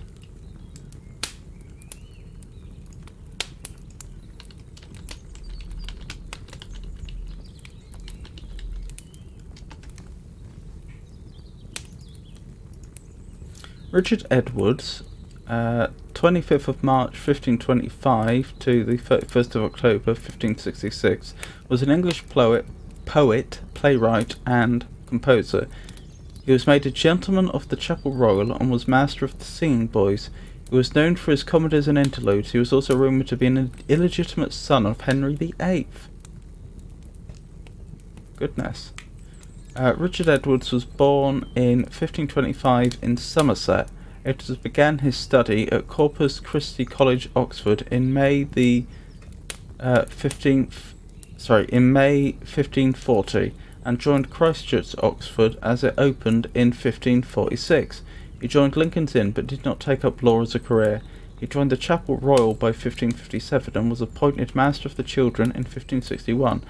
He married Helen Griffith in 1563. After he died in 1566, he was succeeded by William Hunnis. Works. In 1566, Edward's Palamon and Arcite was performed before Elizabeth I at Oxford. When the stage fell, 3 people died and 5 were injured as a result. Despite the tragic accident, the show continued to play that night.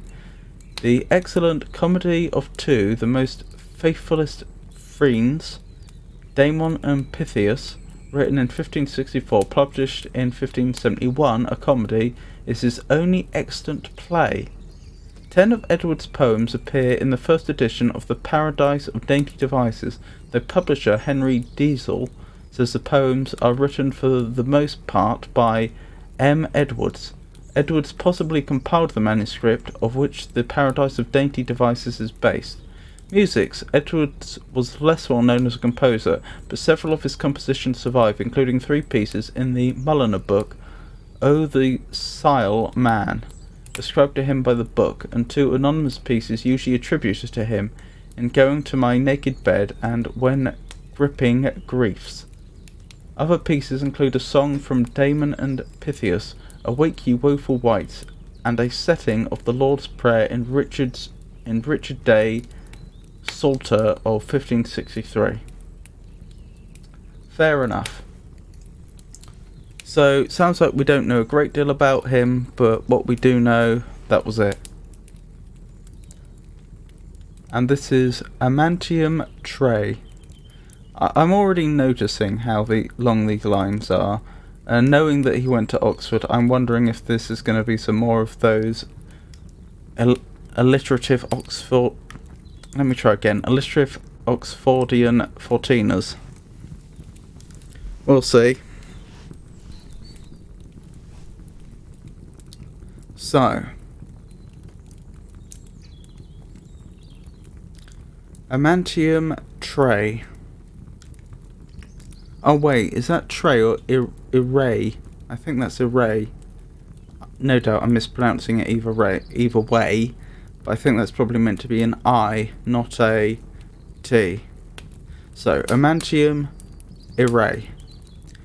In going to my naked bed as one that would have slept, I heard a wife sing to her child that long before had wept. She sighed sore and sang full sweet to bring the babe to rest, that would not cease but cried still in sucking at her breast. She was full weary of her watch and grieved with her child. She rocked it and rated it till that on him it smiled. Then did she say, Now have I found this proverb true to prove, the falling out of faithful friends renewing is of love. Then took I paper, pen and ink the proverb for us to write, in register for to remain of such a worthy wight. As she proceeded thus in song unto her little brat, much matter uttered she of weight in place where as she sat, and proved plain there was no beast nor creature bearing life could well be known to live in love without discord and strife. Then kissed she her little babe and swear by God above, that falling out of faithful friends renewing is of love. She said that neither king nor prince nor lord could live aright, until their pursuance they did prove their manhood and their might. When manhood shall be matched so that fear can take no place, then weary works make warriors each others to embrace, and left their force that failed them, which did consume the rout, that might before have lived their time, their strength and nature out. Then did she sing as one that thought no man could her reprove, the falling out of faithful friends renewing is of love. She said she saw no fish nor fowl nor beast without her haunt, that met a stranger in that kind but could give it a taunt, since flesh might not endure but rest must wrath succeed, and force the fight to fall to play its pasture where they feed. So noble nature can well end the work she hath begun, and bridle well that will not cease her tragedy in some. Thus in song she oft rehearsed, as did her well behove, the falling out of faithful friends renewing is of love. I marvel much, pardie, quoth she, for to behold the rout, to see man, woman, boy, and beast, to toss the world about. Some kneel, some crouch, some beck, some check, and some can smoothly smile, and some embrace, others in arm, and there think may a while. Some stand aloof at cap and knee, some humble and some stout, yet are they never friends indeed until they once fall out. Thus ended she her song and said, before she did remove, the falling out of faithful friends renewing is of love. Interesting.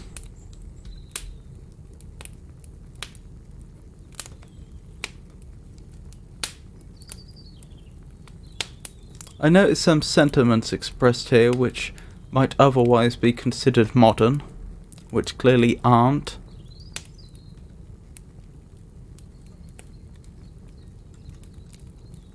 Besides that, I don't really have much to add.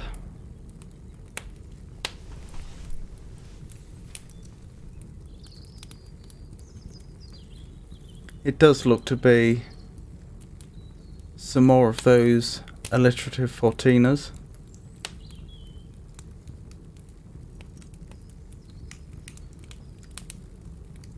Although I didn't understand all the allusions, I think the overall meaning is reasonably clear. Again, if anyone would like to discuss anything, please leave a comment and we will. But otherwise, I think I'm happy to move on to George Gascoigne. So, who was he?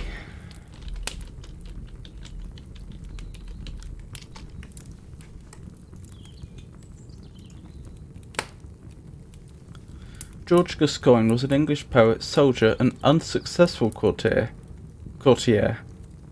He is considered the most important poet of the early Elizabethan era, following Sir Thomas Wyatt and Henry Howard, Earl of Surrey, and leading to the emergence of Philip Sidney.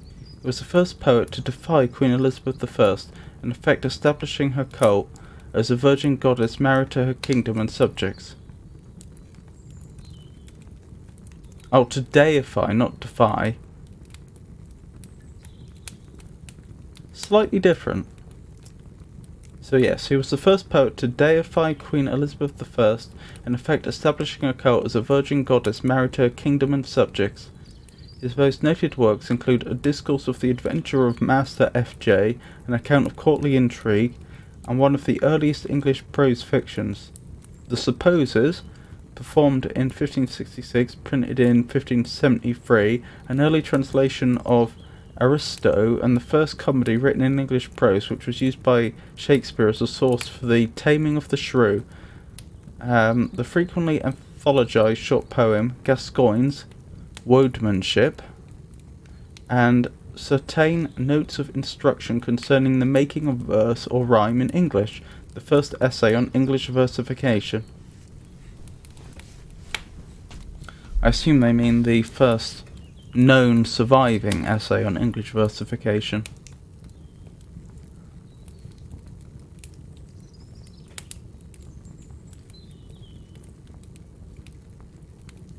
Although that would indicate that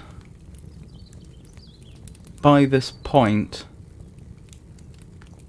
writing poetry in English had become so well established that they weren't even assuming that new authors necessarily were familiar with poetry in other languages. I don't know when that transition took place, but I would suggest that that certainly wouldn't have been the case a century before. I seem to remember last week when we were reading some of the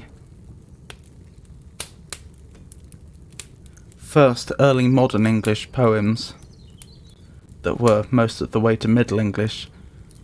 That's unfair. That were clearly heavily influenced by Middle English. I seem to remember remarking how well developed they seem to be already as poems, and I think I commented that I wonder if they would then they must have therefore been borrowing from other languages like French and Italian, which I suspect is probably the case. But by this point that doesn't seem to be the case.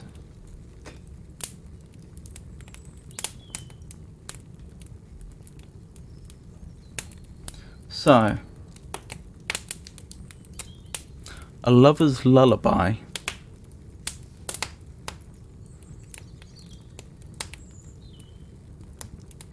Sing lullaby, as women do, wherewith they bring their babes to rest, and lullaby can I sing too, as womanly as can be the best, with lullaby they still the child, and if I be not much beguiled, full many a wanton babe have I, which must be stilled with lullaby.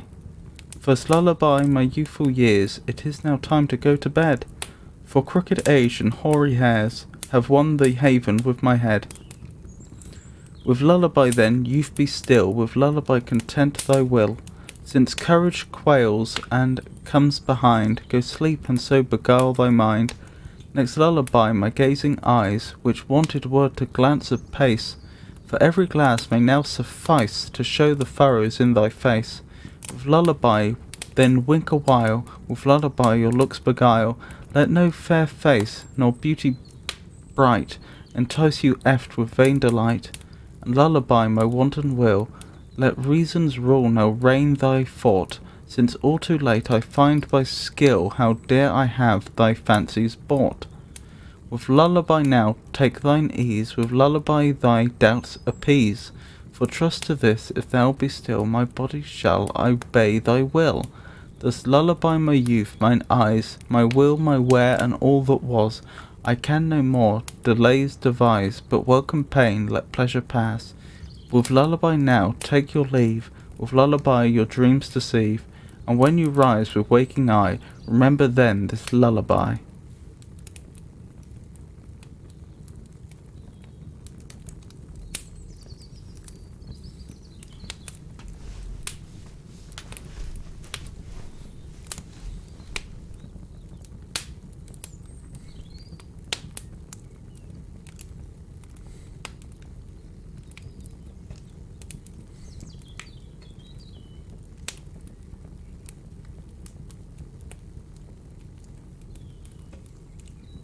Oh, that's not quails, that's whales, isn't it?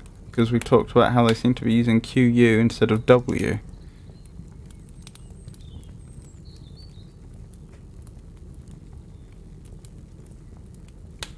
I assume, anyway.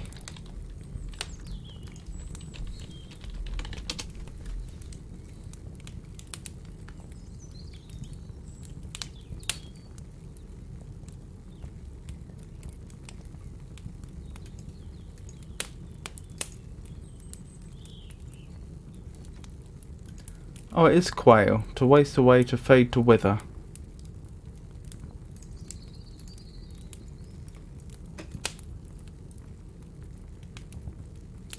To lose heart or courage, to be daunted or fearful. Interesting.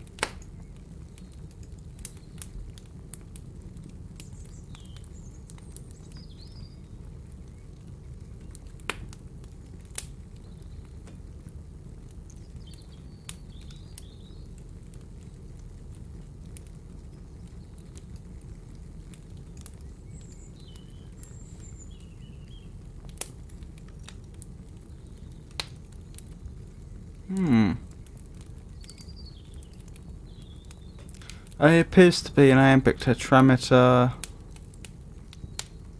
Seems to be an A, B, A, B, C, C, D, D rhyming scheme. That probably has a name, but I don't know what that name would be.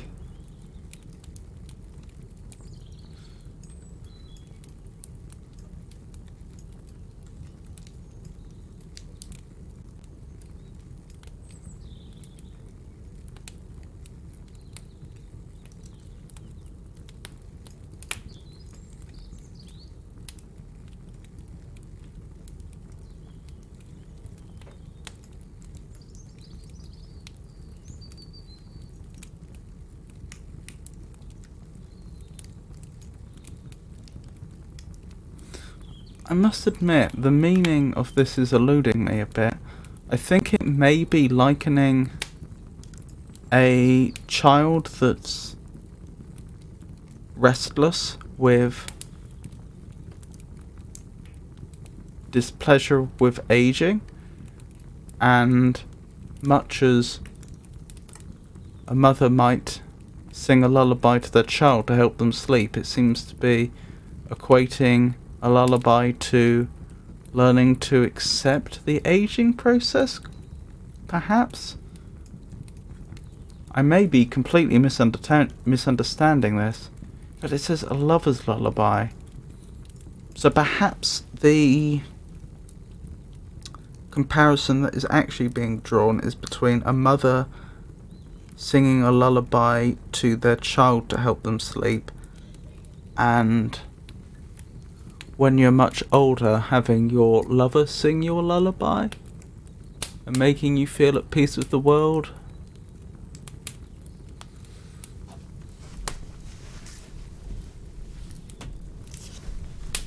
Let me try reading it once more. A lover's lullaby. Sing lullaby as women do, wherewith they bring their babies to rest, and lullaby can I sing too, as womanly as can the best. With lullaby they still the child, and if I be not much beguiled, full many a wanton babe have I, which must be stilled with lullaby. For lullaby my youthful years, it is now time to go to bed, for crooked age and hoary hairs have won the haven within my head. With lullaby then, youth be still, with lullaby content thy will, since courage quails and comes behind, go sleep and so beguile thy mind. Next lullaby my gazing eyes, which wanted where to glance apace, for every glass may now suffice to show the furrows in thy face. With lullaby then, wink a while, with lullaby your looks beguile, let no fair face nor beauty bright entice you eft with vain delight. And lullaby my wanton will, let reason's rule no rein thy thought, since all too late I find by skill how dear I have thy fancies bought. With lullaby now take thine ease, with lullaby thou doubts appease, for trust to this, if thou be still, my body shall obey thy will.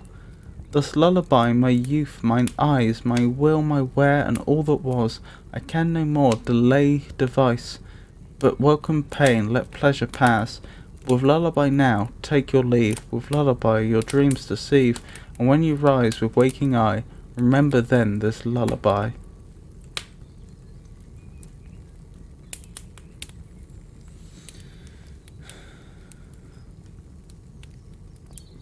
Yes, I don't have much more to add, unfortunately. But I think we'll stop there and move on to the riddles.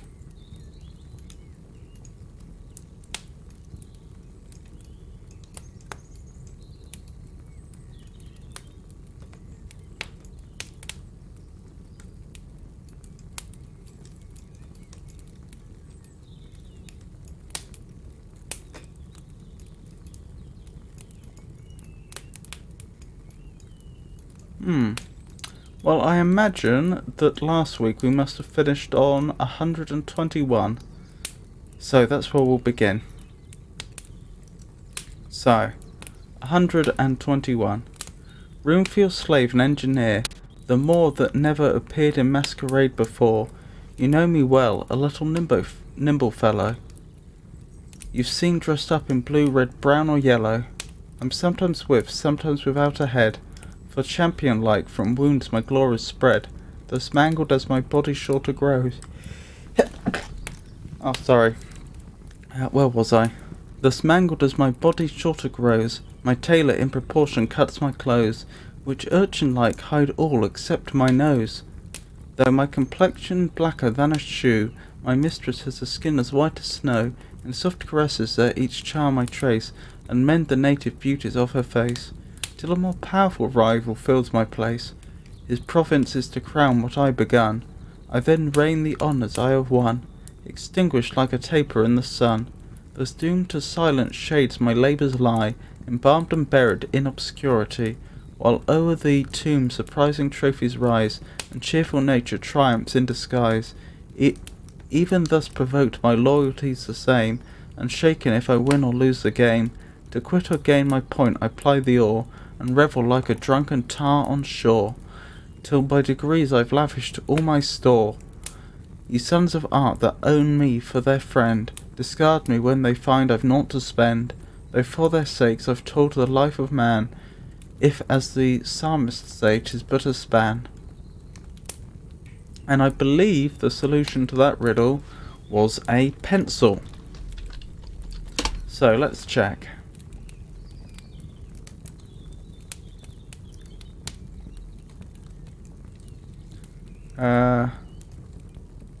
Hold on. We're on 122, weren't we?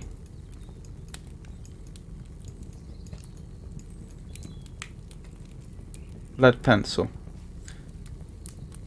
We're on 121, not 122, which means I've sadly just seen the solution to the next one as well. Oh well, we'll read it all the same. Nor form nor substance in my being share, I'm neither fire nor water, earth nor air, from motion's force alone my birth derives, I never can die, for never was alive, and yet with such extensive empire reign, that very few escape my magic chain, nor time nor place my wild excursions bound, I break all order, nature's laws confound, those schemes without contrivance or design, and make apparent contradictions join, transfer the Thames where Ganges waters roll, unite the equator to the frozen pole, midst Zembla's ice bid blushing roses grow, and British harvest bloom in Scythian snow, cause trembling flocks to skim the raging main, and scaly fishes grace the verdant plain, make light descend and heavy bodies rise. Stars sink to earth, and earth ascends the skies. If nature lie deformed in wintry frost, and all the beauties of the spring be lost, raised by my power, new verdure decks the ground, and smiling flowers diffuse their sweets around. The sleeping dead I summon from the tomb, and oft anticipate the living's doom. Convey offenders to the fatal tree, when law and stratagem have set them free. Awed by no checks, my roving flight can soar beyond imagination's active power. I view each country of the spacious earth, may visit realms that never yet had birth, can trace the pathless regions of the air, and fly with ease beyond the starry sphere. So swift my operations, in an hour I can destroy a town or build a tower, play tricks would puzzle all the search of wit, and show whole volumes that were never writ. In sure records my mystic powers confessed, who racked with care a haughty tyrant's breast, charged in prophetic emblems to relate approaching wrath and his peculiar fate. Of to the good my heaven in mercy sent, I've armed their forts against some dire event, and oft in chains presumptuous villains bind, and haunt with restless fears the guilty mind. Haunt with restless fears the guilty mind. And as I unfortunately read, the solution to that riddle was dreams.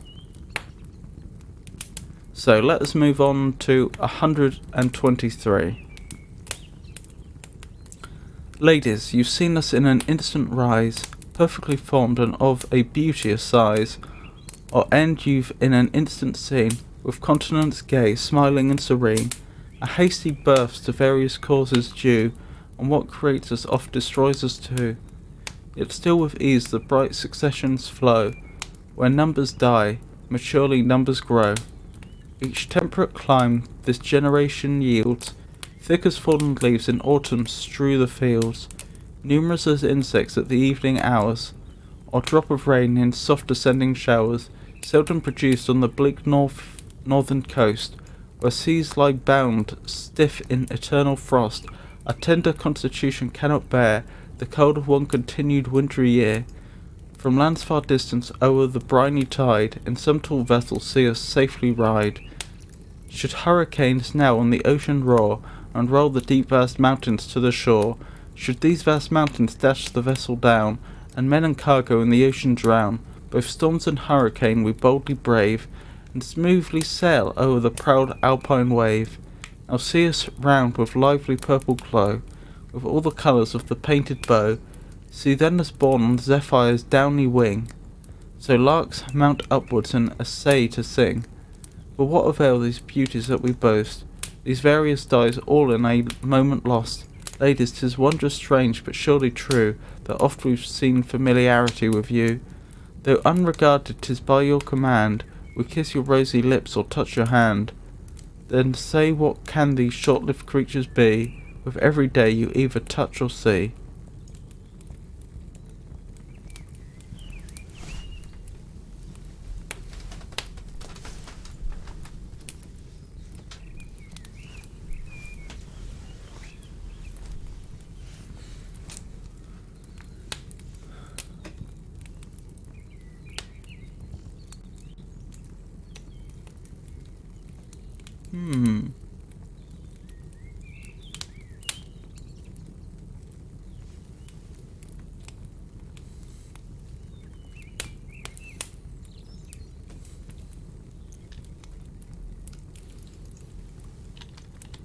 Oh, what's the Zephyr again?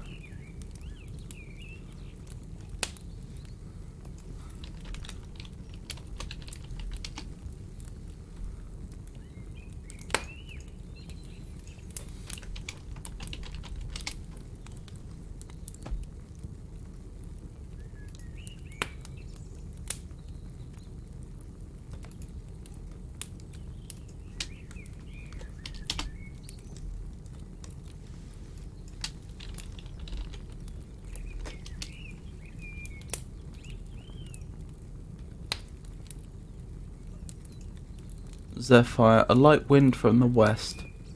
Oh, that was it. Wasn't it a Greek god of the west wind or something like that? Any light refreshing wind, a gentle breeze, anything of fine, soft or light quality, especially fabric.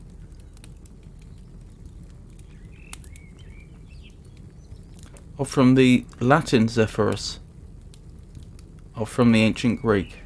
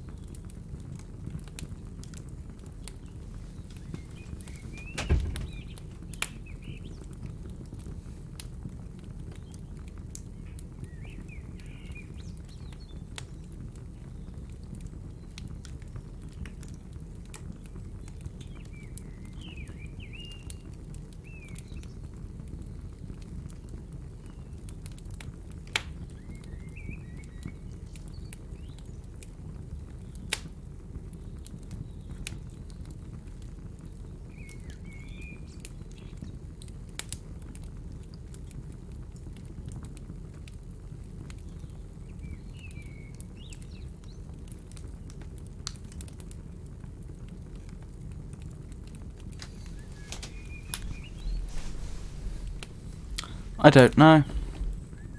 I don't like to give up like that. But, I can't think what it would be. I doubt it's something living, because it's unlikely that something living would be quite so ever-present to be there every day of the year without fail.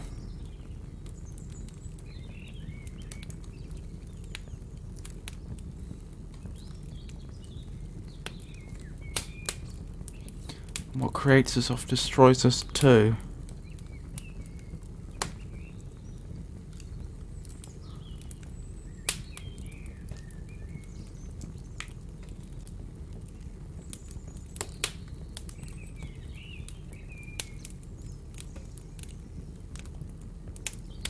Each temperate clime this generation yields, thick as fallen leaves in autumn strew the fields, numerous as insects at the evening hours, or drops of rain in soft ascending showers, seldom produced on the bleak northern coast, where seas lie bound stiff in eternal frost. Our tender constitution cannot bear the cold of one continued wintry year.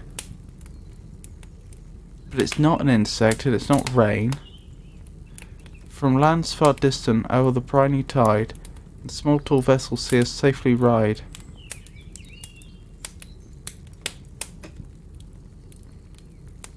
Should hurricanes now on the ocean roar, and roll the deep vast mountains to the shore, should these vast mountains dash the vessel down, and men and cargo in the ocean drown, both storms and hurricane we boldly brave, and smoothly sail o'er the proud alpine wave. Now see us round with lively purple glow, with all the colours of the painted bow, and see us borne on Zephyr's downy wing, so larks mount upwards and essay to sing.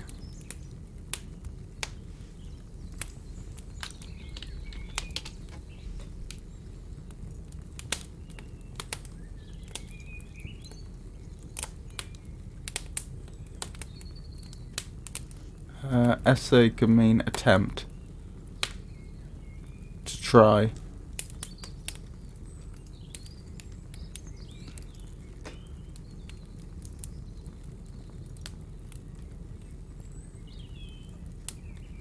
But what avail these beauties that we boast, these various dyes all in a moment lost?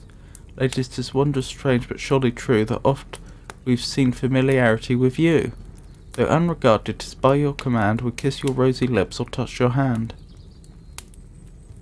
What would they put on their lips?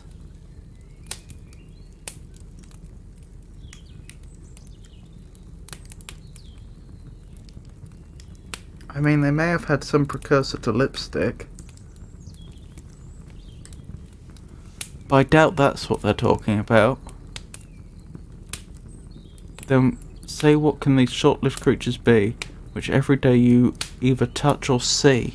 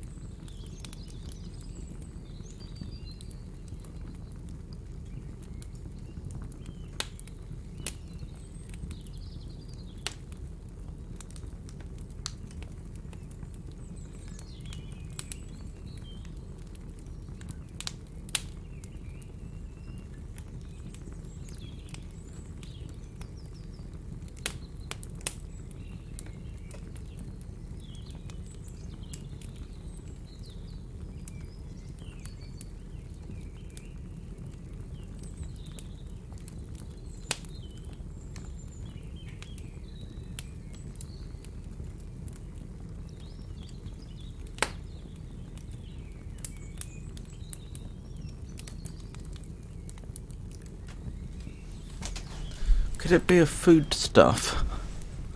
Something really, really common like bread or yeast that's used in bread. Ladies, you've seen us in an instant rise, perfectly formed and of beauteous size. It's bread, isn't it? Or buns. Or end you've in an instant seen with countenance grey, smiling and serene. Oh, sorry, our end you've in an instant seen with countenance gay, smiling and serene.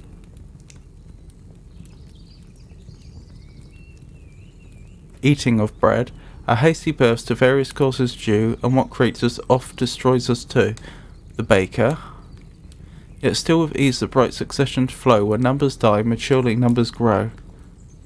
Each temperate clime this generation yields, thick as fallen leaves in autumn strew the fields, numerous as insects at the evening hours, or drops of rain and soft ascending showers, seldom produced on the bleak northern coast, where seas lie bound stiff in eternal frost. That's interesting. I wouldn't have predicted that. I didn't know that and would have had no reason to suspect that. A tender constitution cannot bear the cold of one continued wintry year. 'Cause it won't rise, presumably. 'Cause the bread would have to be kept warm, I assume. From lands far distant o'er the briny tide, in some tall vessels see us safely ride. Should hurricanes now on the ocean roar, and roll the deep vast mountains to the shore. Should these vast mountains dash the vessels down, and men and cargo in the ocean drown, both storms and hurricane we boldly brave, and smoothly sail o'er the proud alpine wave. Now see us round with lively purple glow. I don't know what purple glow is about. That seems like it's a reference to something I just don't know. With all the colours of the painted bow, and see us borne on Zephyr's downy wing, so larks mount upwards and essay to sing. But what avail these beauties that we boast, these various dyes all in a moment lost? Ladies, 'tis wondrous strange, but surely true, that oft we've seen familiarity with you. Though unregarded, 'tis by your command we kiss your rosy lips or touch your hand. Then say, what can these short-lived creatures be, which every day you either touch or see? I don't get the references to dyes either. I'd be surprised if it's a reference to icings, because although an iced bun is a very old thing, I don't think people would have been having them on a daily basis. So I'm guessing it's bread or buns or something like that. Some of the references appear to be to yeast, but I don't think that's the answer. I think it's more likely to be bread.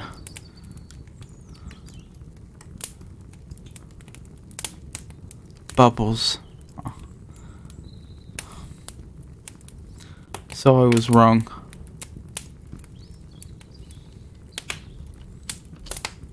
Bubbles where? Bubbles why?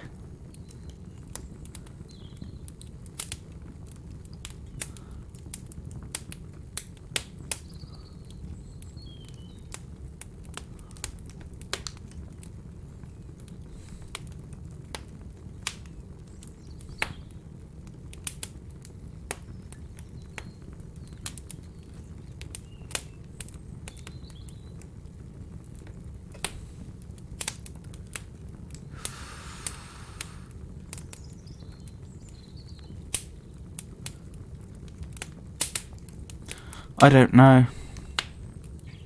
I mean, I can sort of see how bubbles could fulfill the requirements set forth by the riddle. But I wouldn't have originated that thought, and I feel as if there's a lot of references here that I just don't get. Interesting that they claim they don't form in the on the northern coast though. That's interesting.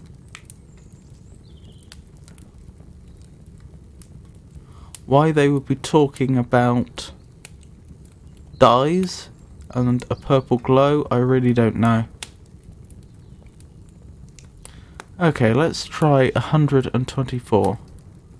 What shape of figure I may wear is not so easy to declare. So often changing, nothing pleases. Long I'm plagued so with diseases, which as in man can never be breeding, through luxury or too high feeding.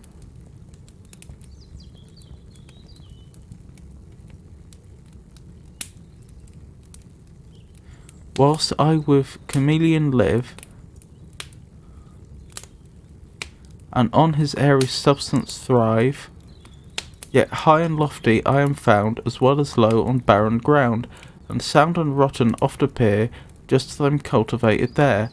Or single I am very easy, who'd marry double I never please ye, and yet can make, such power is given, a heaven of hell, a hell of heaven.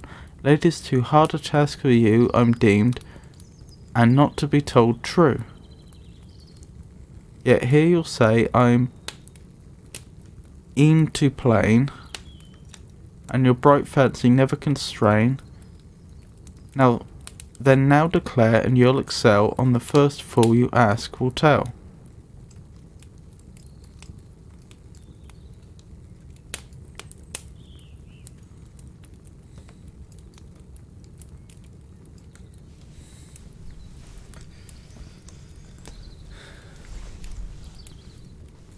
I've got a feeling I'm not going to get this one either.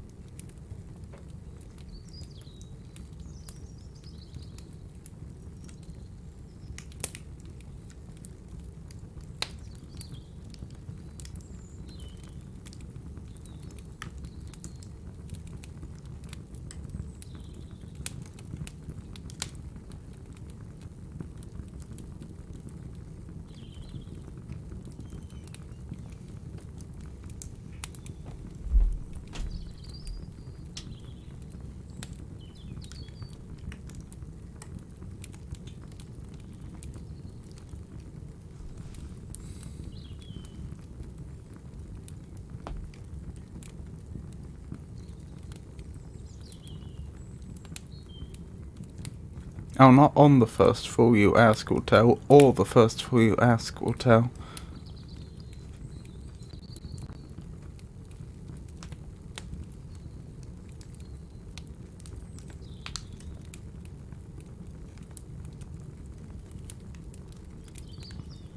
I don't know. I really don't know. I'm just gonna have to look it up, I think. I wasn't even sure where to start on that one.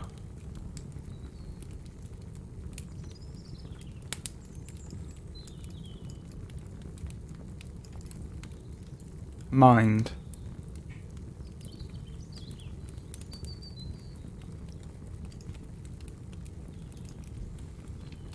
Mind?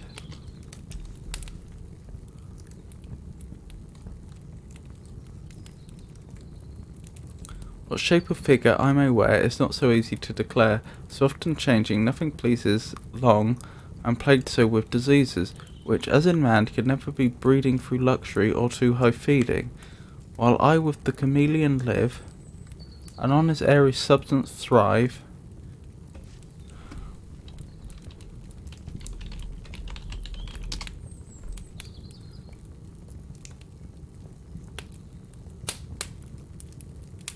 Yep, chameleon is chameleon, just spelt differently. And on his airy substance thrive. Yet high and lofty I am found, as well as low on barren ground, and sound and rotten oft appear, just as I am cultivated there. While single I am very easy, who'd marry, double I never please ye, and yet can make such power as given, a heaven of hell, a hell of heaven. And hate is too hard a task for you, I'm deemed, and not to be told true, and yet here you'll say I'm aimed to plain, and your bright fancy never constrain. Then now declare, and you'll excel on the first fool you ask, or the first fool you ask will tell. I don't get it.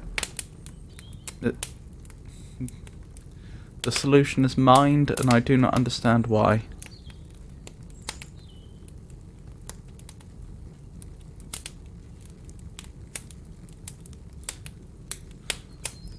I think we'll stop there for tonight. So thank you for coming, everyone. I hope you enjoyed the stream. I'll be streaming again on Friday, in which I'll be doing more Disco Elysium. Saturday will also be a video game stream, and so will next Monday. Probably Disco Elysium, assuming I'm still playing it. I may have finished the game by then, we'll just have to see. Then next Wednesday we're back round to Poetry and Riddles. So once again, thank you for coming, and I hope you all have a wonderful night. Good night.